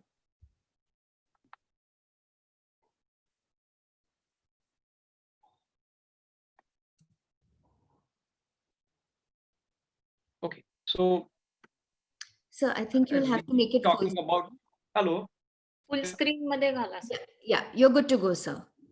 right? Absolutely. So as we've been talking about dermatopathology and probably its assistance to the clinical diagnosis and then probably the further investigations, I have chosen this topic where my few cases what I'll be sharing with you are more of not just diagnosis, but that diagnosis which was not clinically possible, and there was a dilemma.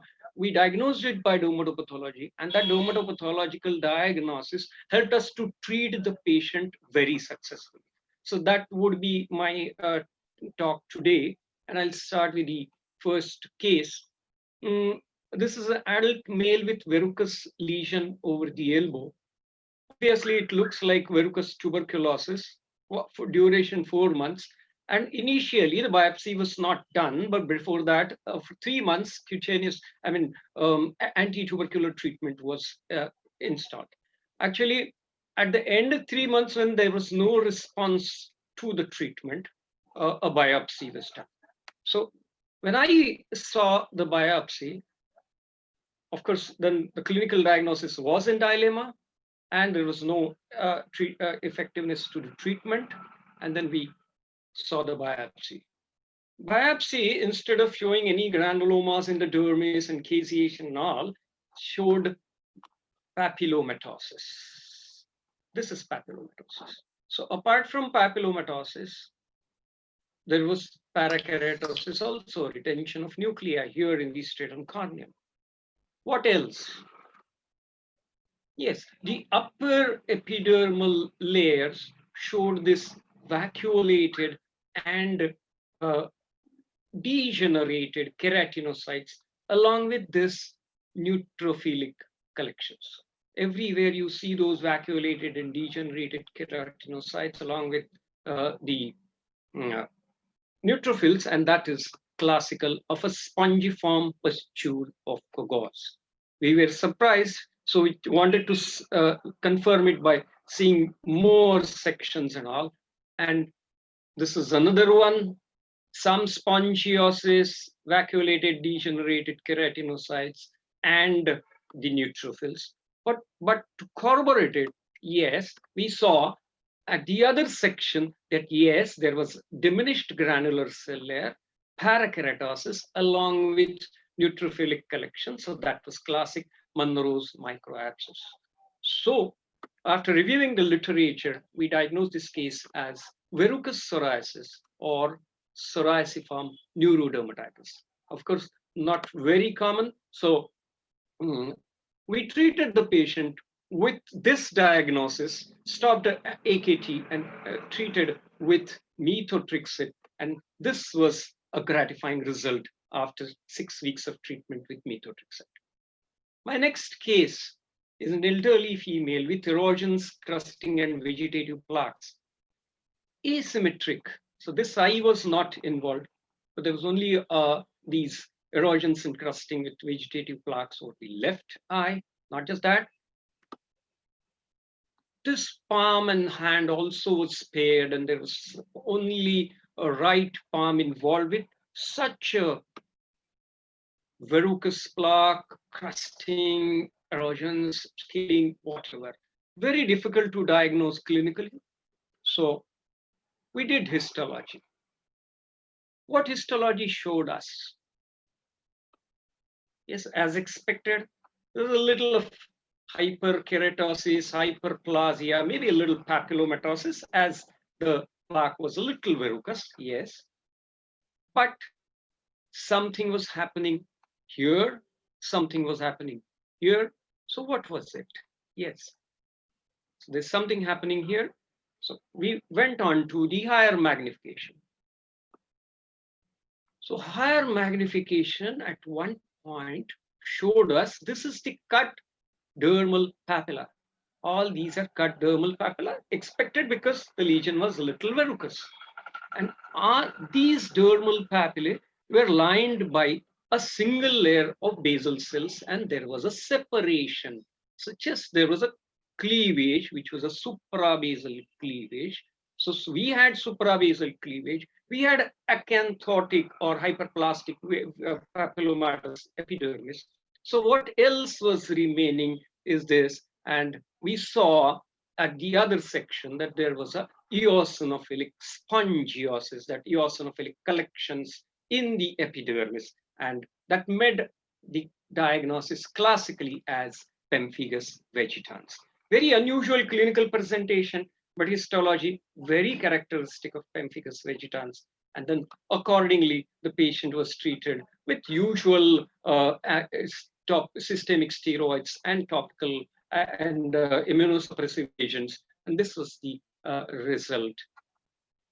This was the eye lesion, and the response was absolutely satisfactory. My next case is also unusual, uncommon. This patient had this chronic erythematous glistening patch starting from the lips and extending on to the surrounding area. This is a closer view. Very difficult clinical diagnosis. So a biopsy was planned. It was a dense band-like infiltrate. Yeah. So under this magnification, we thought whether we are dealing with some lichenoid tissue reaction or not. Yeah, classic band-like infiltrate with a lower defined border, maybe hugging the epidermis, not really But when we went on to the higher magnification, what we saw that most of the cells were plasma cells. Cells with eccentric nucleus, perinuclear halo, enough cytoplasm. And not just that, with abundant plasma cells, what you get is Russell body formation. All these pink things are Russell bodies. So it was all plasma cells with Russell body. And then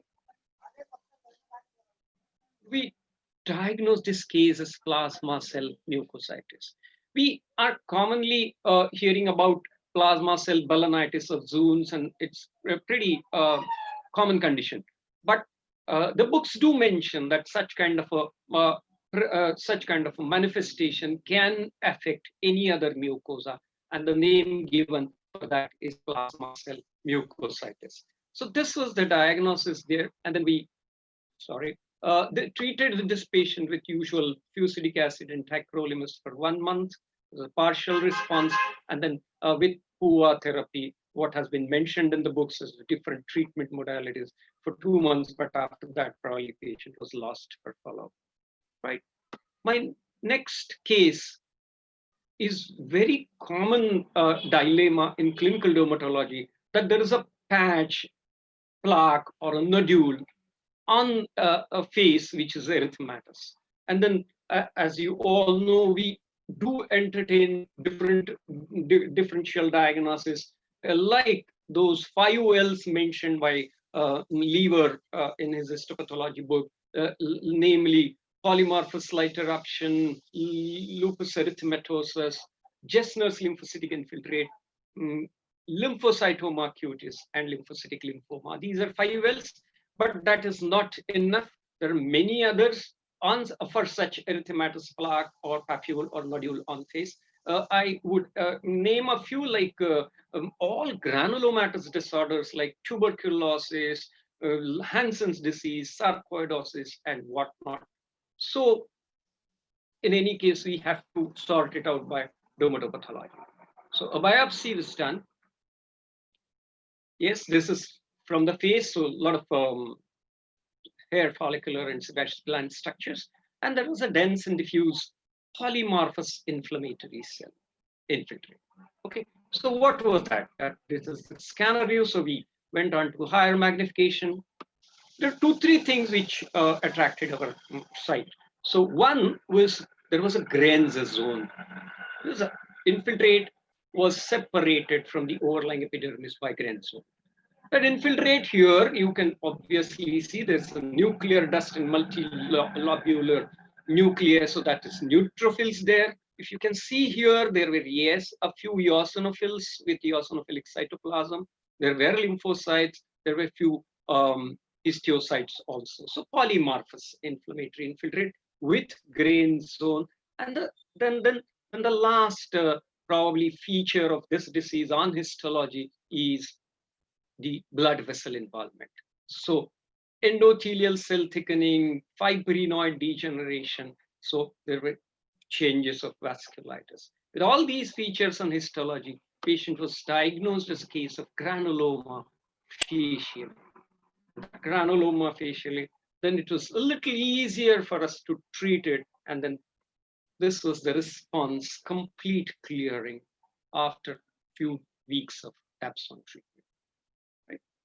Okay, so we move on to the next case. Hypertrophy of the mucosa of lips and the gums, friable masses, perioral scaling. I don't know, patient had history of some nasal lesion like this also, but when we saw this, there was no nasal lesion. So we did a biopsy. Biopsy showed dense and diffuse inflammatory infiltrate. On the scanner view, all this is inflammatory infiltrate. Epidermis is pretty normal. This is inflammation. What else? And what was the inflammation like? So here also, inflammatory infiltrate was composed of all plasma cells. So plasma cell infiltrate, you can see those, and then it is cell, if you can, right? So that plasma cell infiltrate, along with Russell bodies, See the plasma cells. These are the Russell bodies. But this was not enough for the diagnosis. And when we saw the other side, other part of the section, we could see pathologists are very well versed with this, this cell type, large vacuolated macrophages. So these are all macrophages with vesicular nucleus and large vacuolated cytoplasm. And they are called as Mikulicz cell. So Mikulicz cells, plasma cells, dense and diffuse infiltrate. Along with that hypertrophy of the gums and the lips, the diagnosis we confirmed by doing PA-10. This is a lower magnification, so higher magnification to these positive organisms. Not just that, we confirmed that these organisms are gram negative, so no staining on gram stain. And then this was our case, another view of that PAS positive organism. This was our case of rhinoscleroma. It's a chronic infectious disease of nasal and oral mucosa caused by gram-negative bacilli, Klebsiella rhinoscleromatosis, also seen in HIV. And the treatment is by multiple and long-term courses of antibiotics. So we treated our patient with ciprofloxacin 500 milligram BD and doxycycline 100 milligram BD for first 2 months, and the patient was then maintained on 4-trimoxazole for 2 months. So this was the result after 2 months of treatment. This is the lip lesion. This is the gum lesion. After 4 months of treatment, this is the lip lesion completely cleared. This is the gum lesion. And for a better view, this is the gum A1, gum after 2 months of treatment, and the gums after 4 months of treatment. Similarly, this is the friable mass on the lip, lower lip, after 2 months of treatment, and complete clearing after 4 months of treatment. We've been following this patient because she was a mother of a doctor, and almost 4 to 5 years she is asymptomatic till today. My next case is probably a similar version to Dr. Vinay Kulkarni's case. As we've been knowing, or we've been taught that similar to the first case of a verrucous plaque on the elbow, the differential would be TVC or chromomycosis. Whereas what Dr. Vinay showed was different morphological pattern of chromomycosis. Here also, this is a different morphological pattern, erythematous annular plaque over the forehead. Commonest diagnosis is lupus vulgaris. We did histology, a lot of hyperplasia of the epidermis, probably neutrophils in the epidermis. One of the features of chromomycosis is neutrophils in the epidermis. And then what else? We were trying to locate few cells, few organisms, right? Not on this, but yes, you can see neutrophilic infiltrate in the epidermis. But yes, at last we could see those copper penny bodies. There were neutrophils, not just that, there were giant cells. So any deep fungal infection, we call it as a suppurative granuloma. So this is a granuloma, this is suppuration. So suppurative granuloma, feature of only 2 conditions. One is atypical tuberculosis, and second is deep fungal infection. And then these are those copper penny bodies. Diagnosis of chromomycosis is done. I treated this patient with terbinafine, and definitely terbinafine is actually, I started with itraconazole, but there was no response to itraconazole. So we shifted to terbinafine in a little higher doses. And then this was after 6 weeks, and after 12 weeks, there's hardly any. What Dr. Vinay mentioned about the scar, disfiguring scar sometimes remains because of this. My next case, almost these cases, it's a compilation, been showing them in our monthly academic meetings. This was one of the patients, young female, maybe 20, 25, persistent patterning of the over the skin. It was seen predominantly over here, but yes, the abdomen also shows that. Trunk shows that. Few lesions where it's so that was a reticular network of the blood vessels. The lesions were since childhood. Not just that, the patient had family history. Her father and her auntie also had few lesions here and there. There was she was most severely affected with ulceration, also very distress, and we saw the biopsy. Biopsy showed these dilated capillaries and veins in the dermis, yes, upper dermis, but not just that, even in the lower dermis and subcutaneous tissue also. See the veins, dilated capillaries in the veins in the subcutaneous tissue. So there were these dilated capillaries, and along with that, there were proliferation of vascular channels. See the vascular channels. They're definitely not normal. They're proliferated blood vessel or proliferation of blood vessel. With all these features, diagnosis of cutis marmorata telangiectatica congenita was made for this patient. Of course, the treatment is not very easy. It's supposed to be pretty rare. Congenital generalized phlebitis is also another name for that. May be associated with many vascular and skeletal abnormalities. Fortunately, our patient didn't have that. Autosomal dominant in many cases. And it's supposed to be big because of reduced alpha adrenergic innervation. Treatment is by so many, this thing, not foolproof, but yes, IPL was supposed to be one of the treatment, and Dr. Ajay Deshpande had IPL. So he tried this IPL for this patient. And this was the response to IPL. The ulceration is gone. The lesions are pretty much better. The patient is being followed and much better. Probably this case is published both as clinical diagnosis, as clinical dermatology, as well as the response to IPL. My next case is an elderly male with swelling and pustular lesions, so 3 to 4 months. So this is probably a scar. So initially here he had that raised lesion, maybe a little boggy, I can call it as, and these pustular lesions. The initial sections really didn't show much. They're not really contributory. So we studied a little further.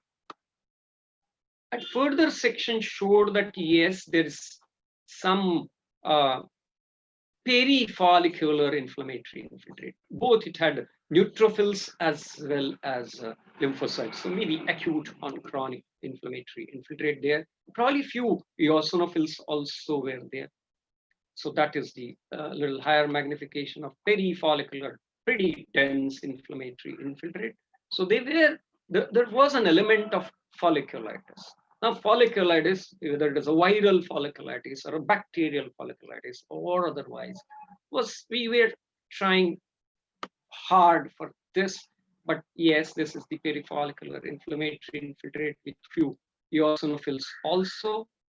So we tried hard to locate the spores. I'm not very sure whether this is a correct photograph, but with this H&E stain as well as with PAS stain, we tried to locate for the spores and to confirm the diagnosis. But till the time, I would just say that we diagnosed this case as folliculitis query fungal and treated with itraconazole. So you can see that most of these follicular pustules or pustular folliculitis, which is the presenting feature of tinea, which is involving the hair follicles, and then which can go on to carry on and flavus. This is the initial event and that event. So just to was treated with itraconazole, just to give a better idea of this. These are all active raised follicular pustules and follicular lesions, which have almost completely disappeared. Yes, my next case is a middle-aged female, housewife by occupation. Erythematous plaque again on the central area of the face, and asymptomatic, no photosensitivity, no sensory impairment, no joint involvement. So leprosy, lupus erythematosus, and all. So let's see. This was the clinical feature. Yes, for on face it does look like, yes, a plaque or a patch, erythematous, little raised. So maybe leprosy in type 1 reaction. Yes, it did look like that.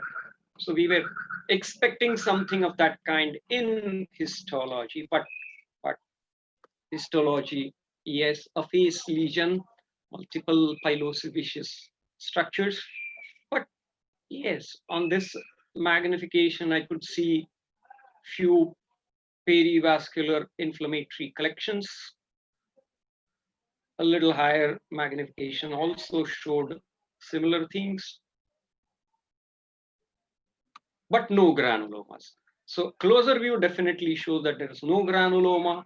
What we call this inflammatory infiltrate as a tightly cuffed infiltrate of lymphocytes around the blood vessels, or it's also called as a coat sleeve appearance. So that coat sleeve appearance with these perivascular periadnexal inflammatory infiltrate by small lymphocytes is characteristic of Jessner's lymphocytic infiltrate.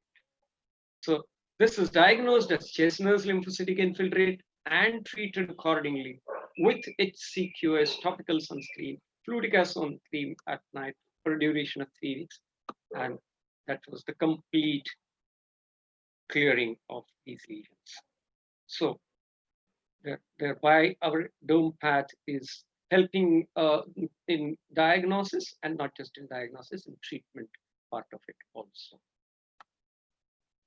My next case is this. Yes, she had multiple erythematous plaques. Okay, you can little if I tell you that yes, this patient also had fever along with this, and if you closely see these lesions, they look like pody orange or dermal edema like feature. Yes, the diagnosis becomes a little easier. Yes, so but the site may be unusual for this. So we studied this case. Histology showed dense and diffuse inflammatory infiltrate in the upper dermis.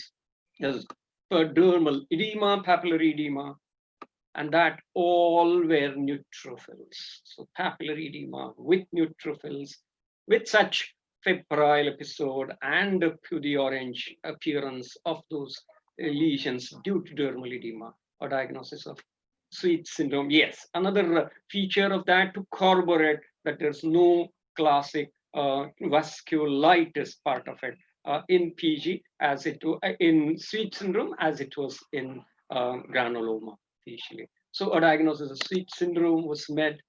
Again, this patient was treated with just with 15 days of treatment. So much of improvement is there in this patient. This patient is being followed by one of my students. The other part,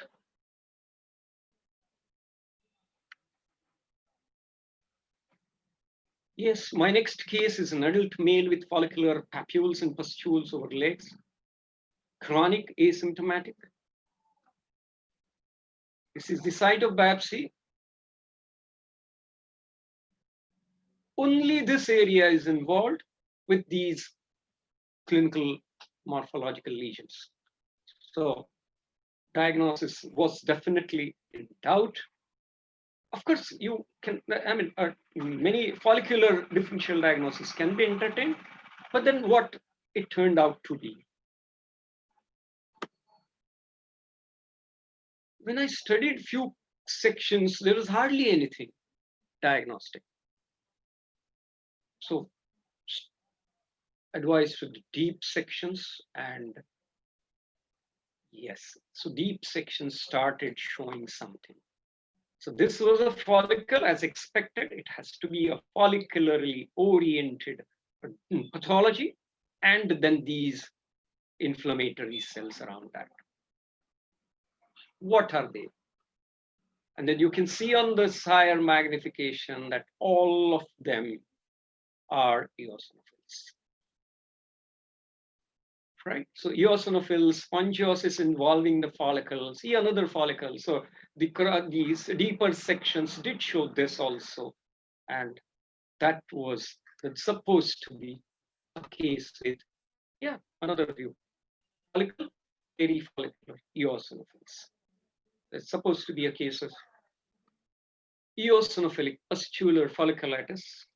Patient not an HIV positive, so the classic disease of Ofuji. So eosinophilic pustular folliculitis, when it is not associated with HIV, classically it's called as Ofuji's disease. It can be associated with HIV. It can be seen in pediatric age people. It can follow fungal or parasitic infections and then miscellaneous around.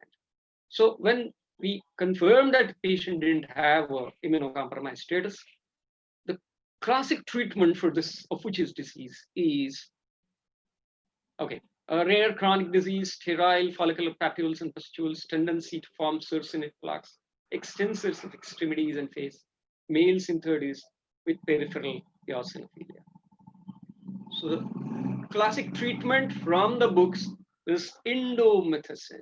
So we saw this, yeah. So why not try indomethacin as a treatment of choice for Ofuji's disease? And we tried indomethacin just after 3 weeks of 25 milligram twice a day. This was the result. This is the site of biopsy, and there's complete clearing of the lesion of classic Ofuji's disease, eosinophilic pustular folliculitis. Okay. My next case, elderly male, erythematous papules and plaques over scalp and scaling. A non-discrete lesion, yes. So I don't know, psoriasis, seborrheic dermatitis, and whatnot. Elderly male with this probably didn't have diabetes also. So we tried to see what it turns out to be on histology. Not much contributory. These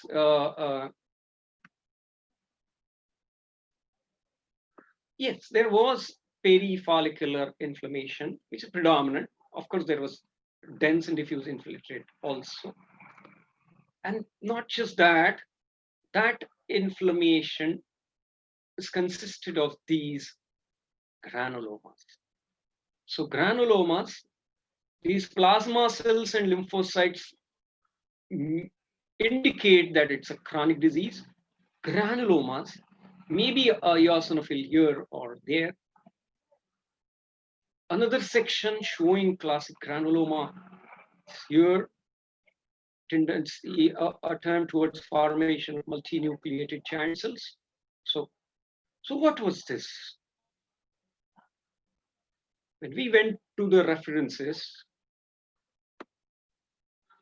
there's mixed infiltrate in the dermis, epithelial cells along with formation of multinucleated giant cells, mainly perifollicular, lymphocytes, plasma cell, occasional. Fungal elements couldn't be demonstrated in spite of all the efforts.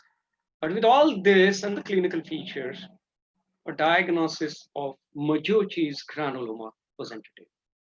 So probably the patient had superficial dermatophyte infection of the scalp. So, and then it went inside and led to a Mahajan's granuloma. So Mahajan's granuloma is a nodular plaque, common over legs usually, nodular granulomatous perifolliculitis on the scalp. But trichophytic granuloma on scalp is also known, usually in immunocompromised case, but our patient didn't have either diabetes or ICS-HIV. With this, we treated the patient with itraconazole, and this was the result after 6 weeks of treatment. Okay.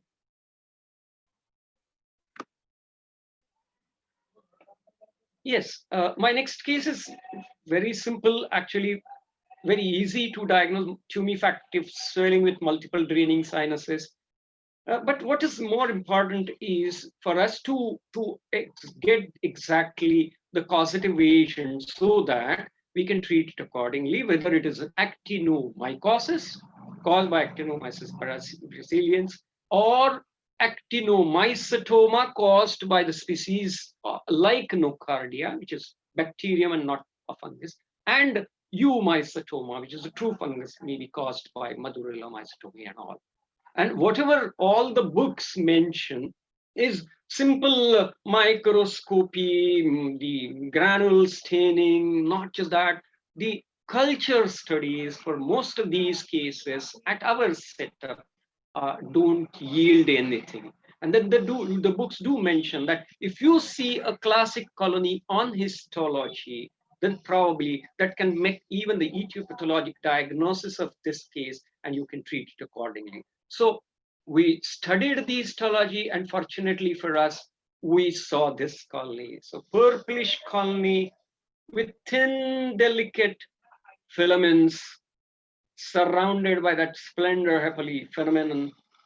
And then with these colonies, which were bluish or purplish with thin, delicate filaments, neutrophilic microabscess, a diagnosis of actinomycetoma was entertained. Because eumycetoma will show colonies which are yellow-brown usually, and they are with those thick and broader septate hyphae, as against this, which were thin and delicate filaments of fungal.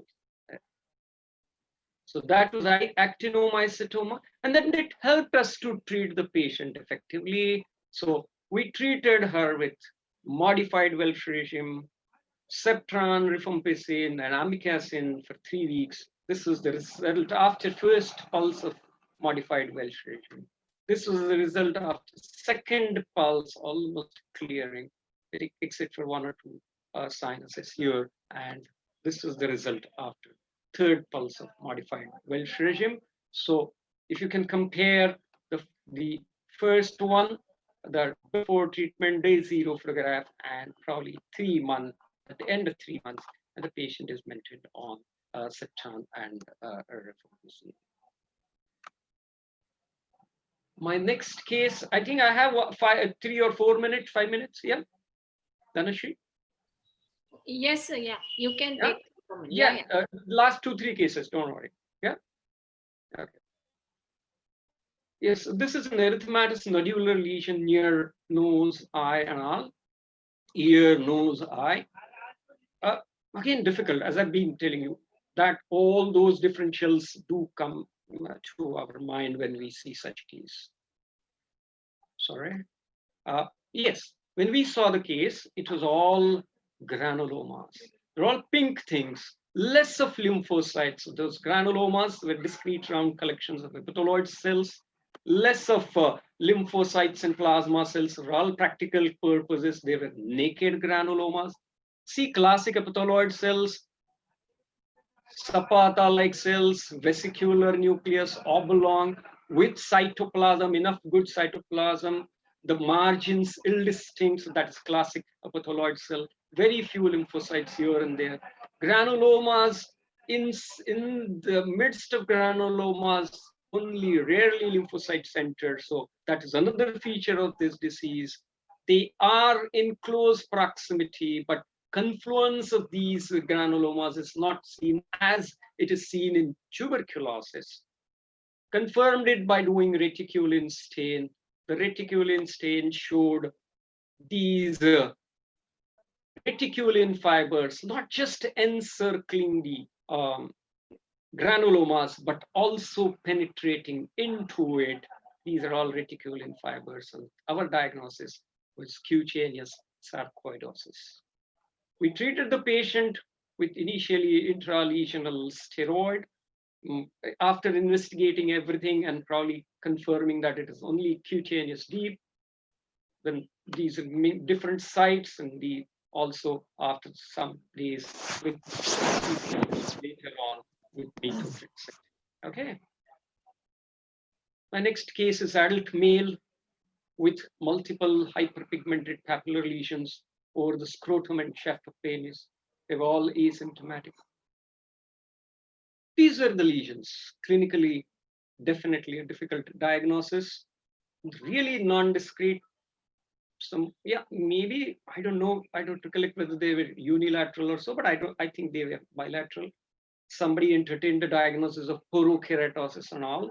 Okay, so we went on to, yeah, the lesions on the shaft of penis also.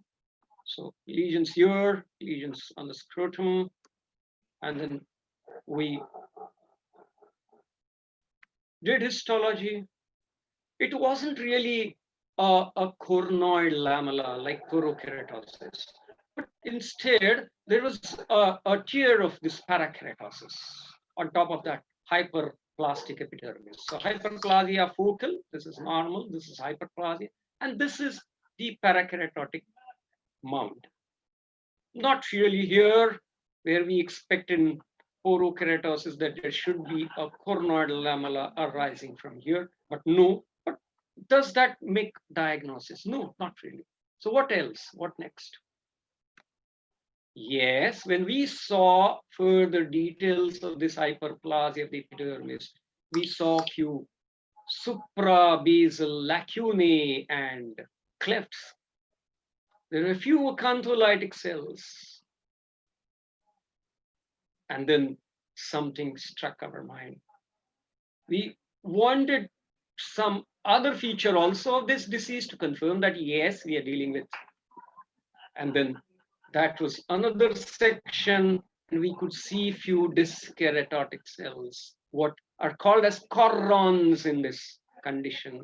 So we were dealing with what is called as localized Darier's disease or papular acantholytic dyskeratosis. This is extremely rare condition with multiple papular lesions. And genitocrural and perineal regions are the sites of predilection. There is acantholysis, little or no dyskeratosis, that is what books mention, but we could see in our case. And not just that, after this, what next? We treated the patient with simple isotretinoin. This was the result after 6 weeks. The scrotal lesion after 6 weeks. This part of the scrotum after 6 weeks. And not just that, the shaft of penis after 6 weeks of isotretinoin.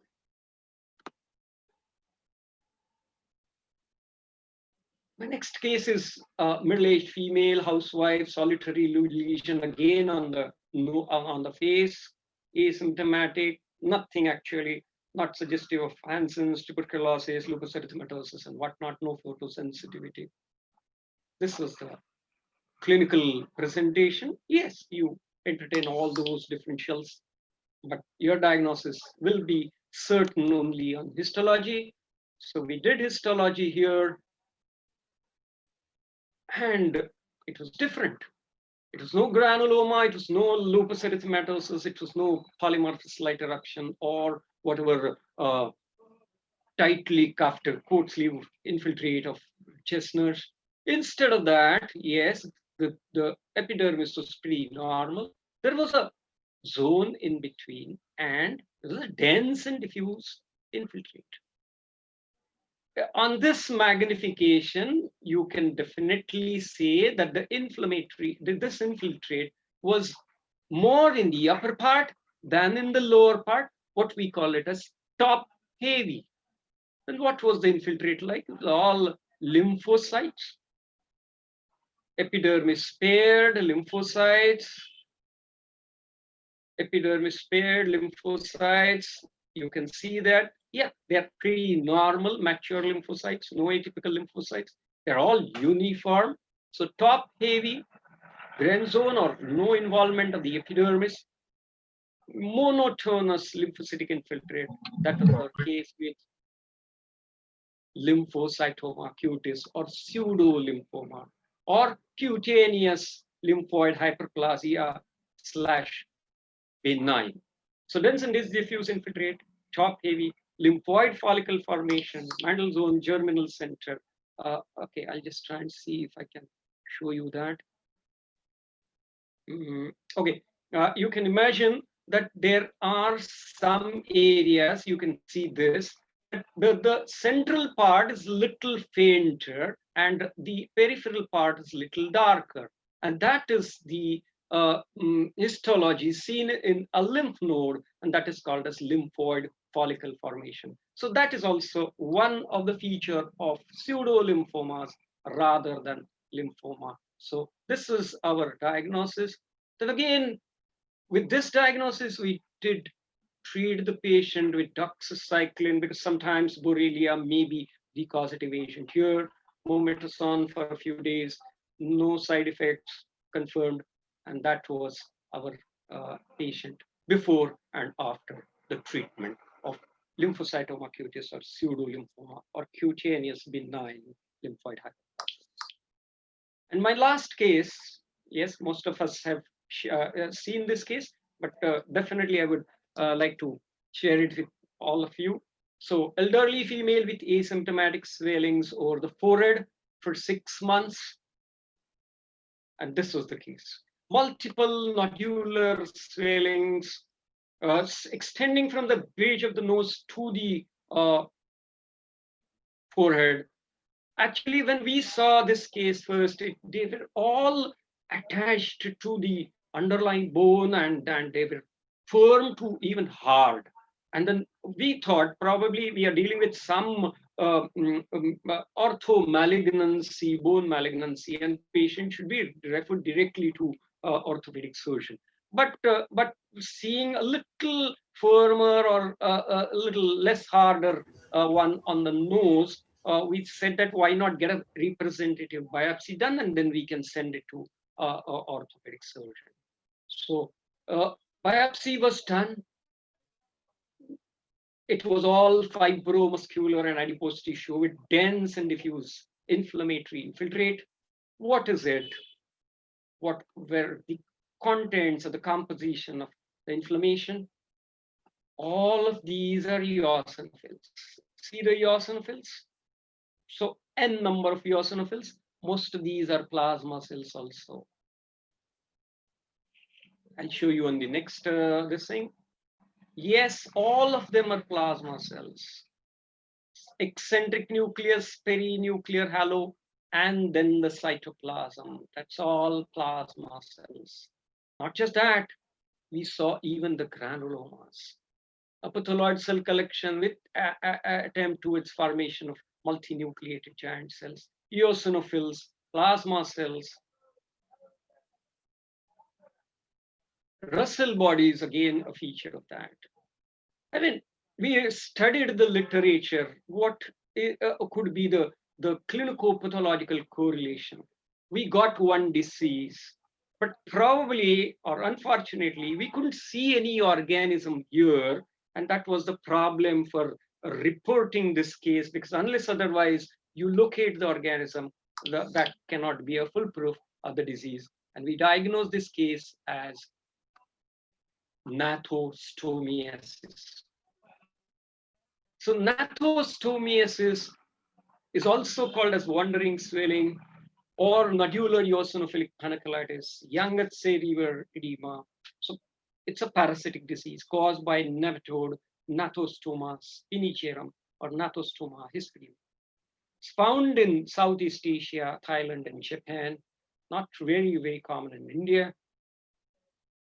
The patient was treated with nitazoxanide 500 milligram BE for 3 days, 2 doses of ivermectin, and albendazole 400 milligram OD for almost 3 months.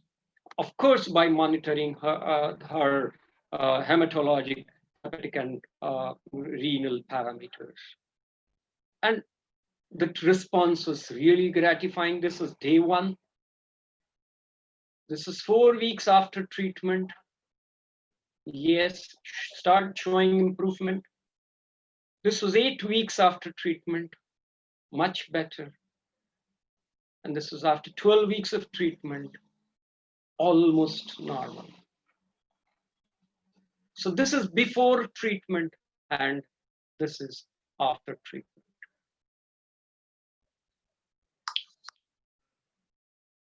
Okay, so this session can go on and on and on, but I think this is time to stop. Thank you very much. Thank you so much. Thank you, sir. Thank you. Thank you. I think we're all extremely fortunate to have been served so much knowledge and information on a platter. And we're very, very grateful to all our four speakers. I now invite Dr. Dhanashri Bhide ma'am and Dr. Rohini Gaikwad ma'am to conduct the question and answer session with our four esteemed speakers. Over to you, ma'am.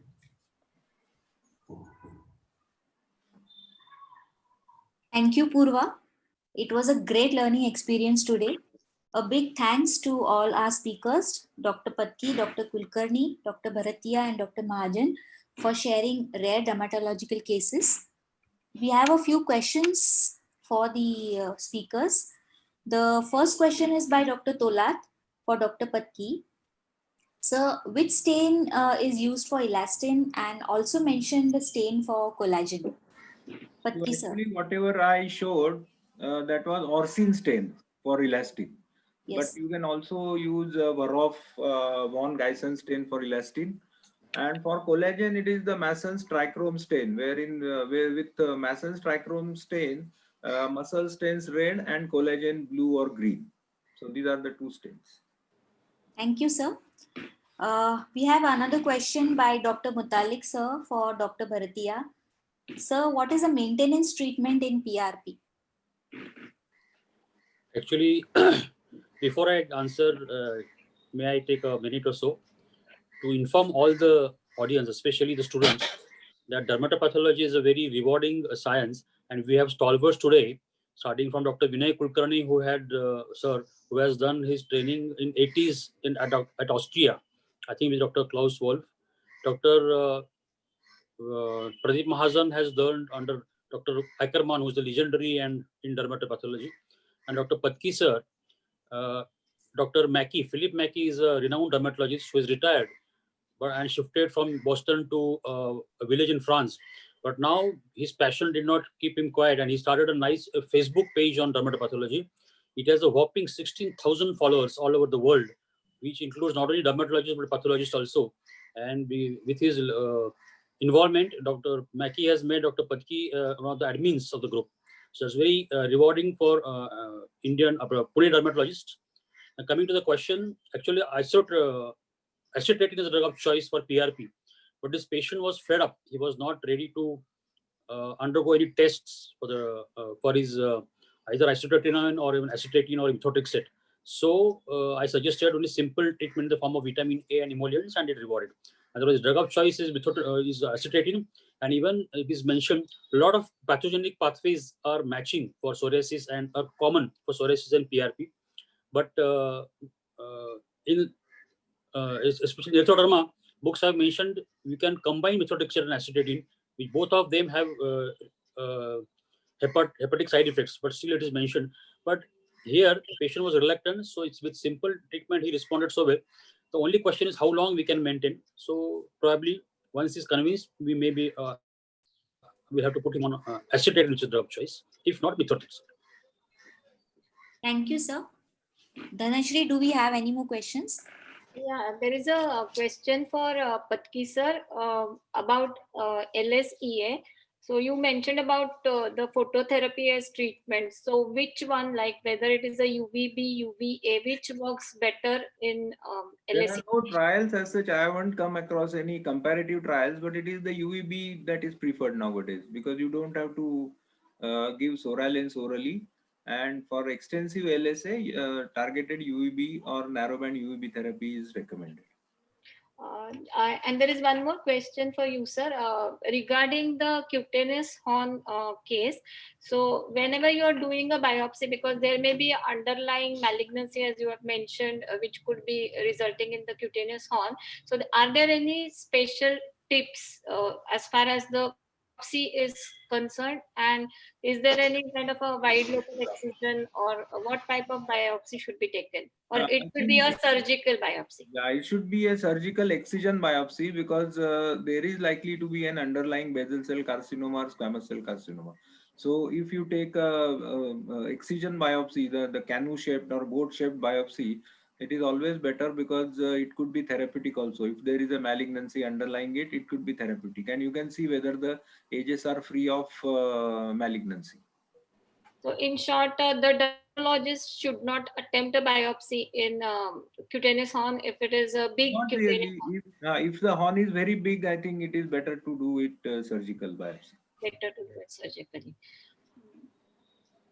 Dr. Ajay Deshpande has mentioned that for localized variety of LSEA, excimer light can be a good option, as in your case, which was a single patch of extragenital LSEA. There is a question for Dr. Vinay Kulkarni, sir. Is he there? Yeah. Yeah. You mentioned about treatment with 5-flu cytosine. So can you highlight a bit about 5-flu cytosine? Because as a dermatologist, we are not used to using these drugs that often. Yeah, I have also not used it very frequently, but flucytosine is available as uh, I think 250 milligram or 500 milligram tablets or capsules. It's quite costly, and we have to monitor. The dose is twice a day, and we have to monitor renal parameters as well as hepatic parameters because it is supposed to be very toxic. I have used only in two cases, long back, once in a systemic fungal infection and recently in this case of chromoblastomycosis. But it's very difficult to get also because I Not think it is easy. available as bioflu or something or that kind of a name. And Okay.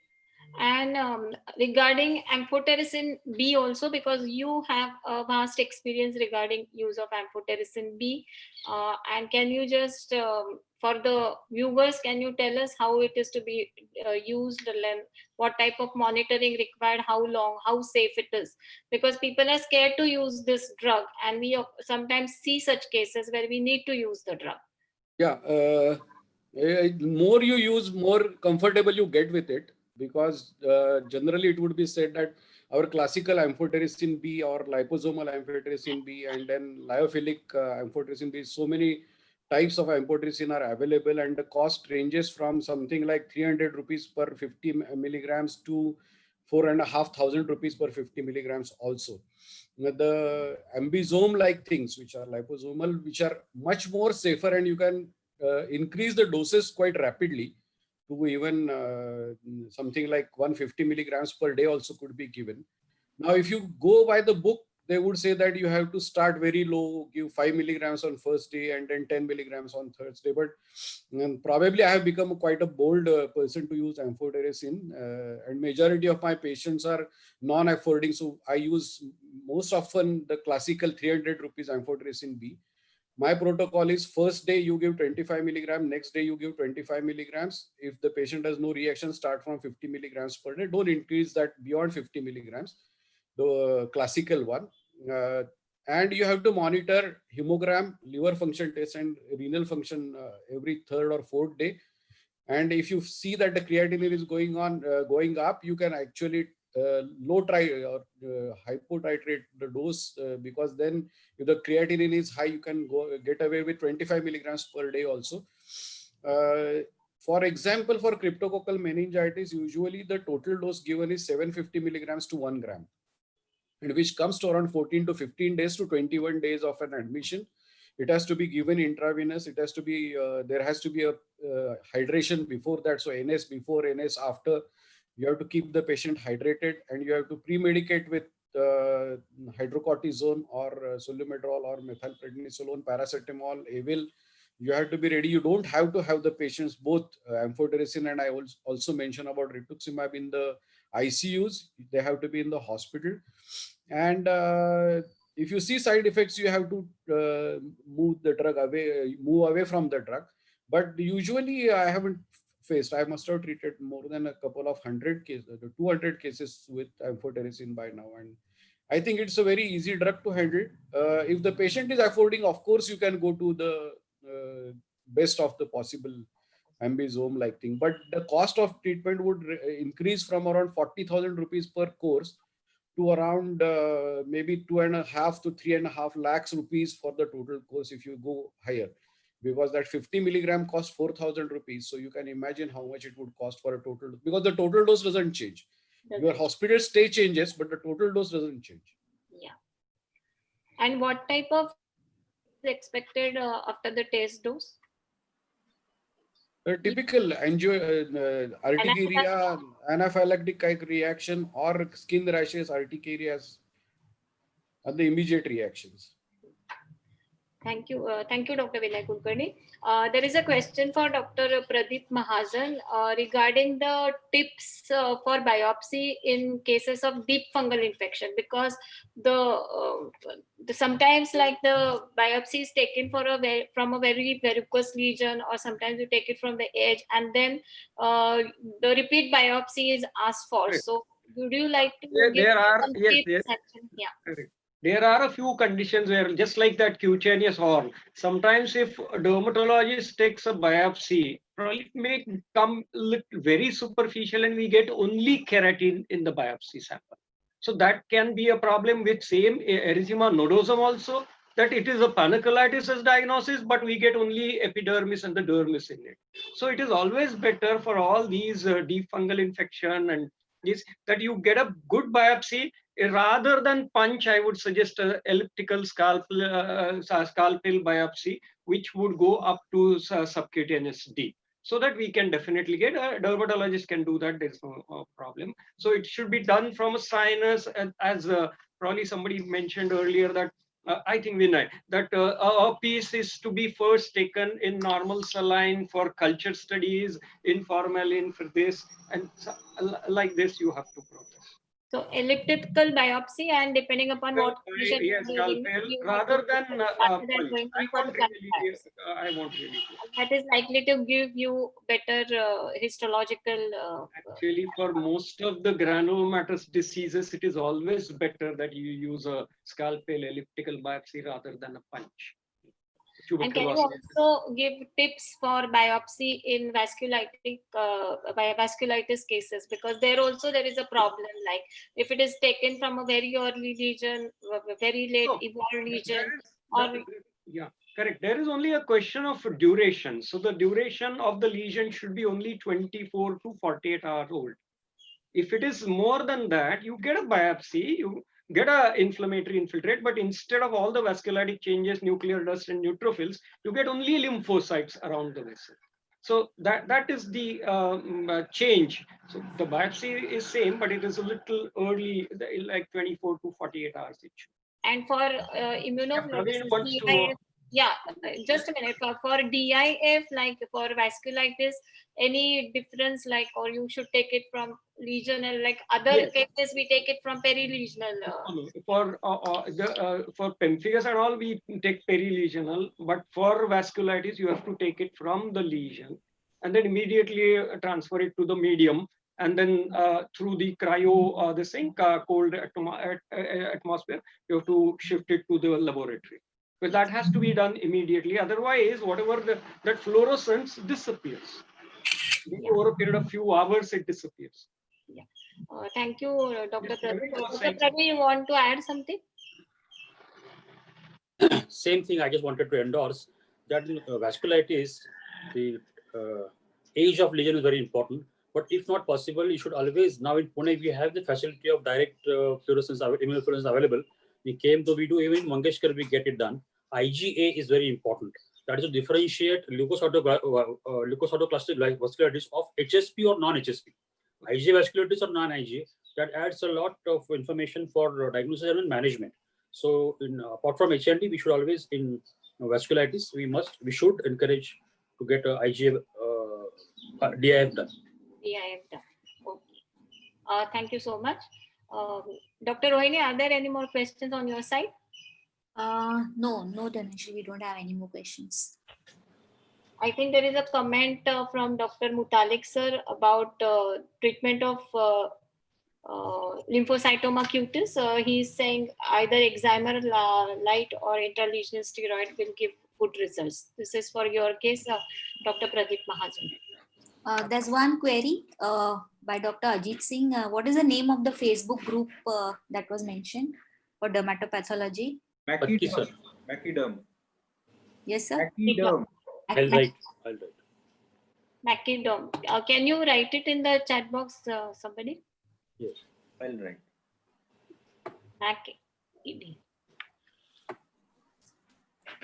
It is a very nice, vibrant group. There is a comment by Dr. Patwardhan sir, and which is very interesting, that he said that he became a dermatopathologist because after every ward round or after every discussion, ultimately it was dermatopathology which was responsible for diagnosis. Which rules the roost. Ackerman said that he became a dermatopathologist because ultimately every dermatologist will come to a dermatopathologist for diagnosis. Oh, true. Very true. Very true. Dr. Praveen, actually, there is a question for you regarding the dose of vitamin A that you use, 50,000 international units twice. So, do you expect any side effects with this high dose, and how long Definitely. will you use this Definitely. dose? Yeah. 1 lakh was the maximum dose. We cannot go for a long time because there are intracranial tension can get raised, xerosis, chylitis, dry eyes, and even the liver function can be raised. But it is a lesser evil than acetatin, which is a cousin of vitamin A. But here, on a practical note, the patient was not ready. So the results were very rewarding, but we cannot go for a long time. So once probably he's convinced of the results, maybe I will be able to persuade him for the blood test, and we will be better able to monitor. I was not comfortable giving him isotretinoin and acetatin or methotrexate without lab tests. Okay. Thank you. So I think if there are no more questions, and hand it over to Dr. Rashmi Soni for vote of thanks. And personally, I would like to thank all of you for presenting such nice cases, sharing the knowledge, and it was really very enriching experience. And I think those who have attended this will remember of Gharpure sir's clinical rounds that he used to take, and this is going to be really useful in clinical practice for all of us. So thank you so much. And I would also like to thank Torrent Pharma for their logistic support, because without them it would not have been possible to do it glitch free like we have done it today. There were no technical errors at all. So thank you, the team Torrent Pharma, for your help. Thank you so much, and I hand it over to Dr. Rashmi Soni. Thank you, ma'am. Before I propose my vote of thanks, there are a few secretarial announcements that I have to make. I'm very happy to announce that we have received our PAN card for our chapter, and soon we will have our own bank account. We begin our new memberships as soon as all the formalities are over, and mostly it should begin from the first week of December. Kindly visit our website, that is the iadvlpune.org, for the updates. The next program will be somewhere around the last Sunday of December, and it will be on IPL. With that out of the way, I would like to thank all our speakers, Dr. Anil Patki sir, Dr. Vinay Kulkarni sir, Dr. Praveen Bhartiya sir, and Dr. Pradeep Mahajan sir for their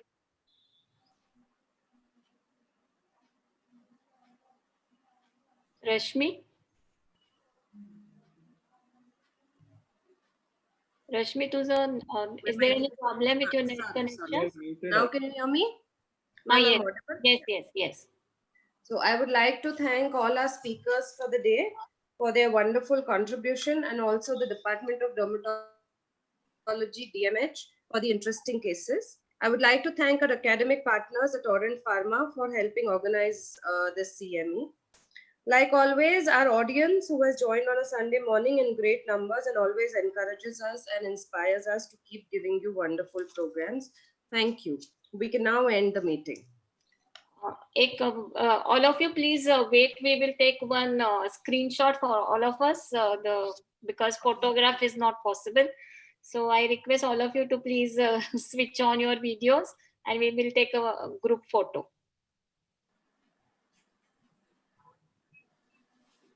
Rashmi Yes, ma'am.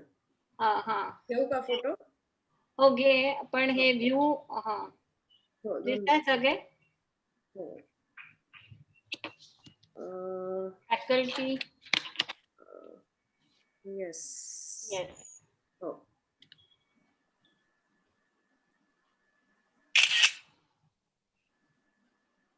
घेतला Just a minute. हो. रितू प्रद्युम्न हा, actually, they are not there I think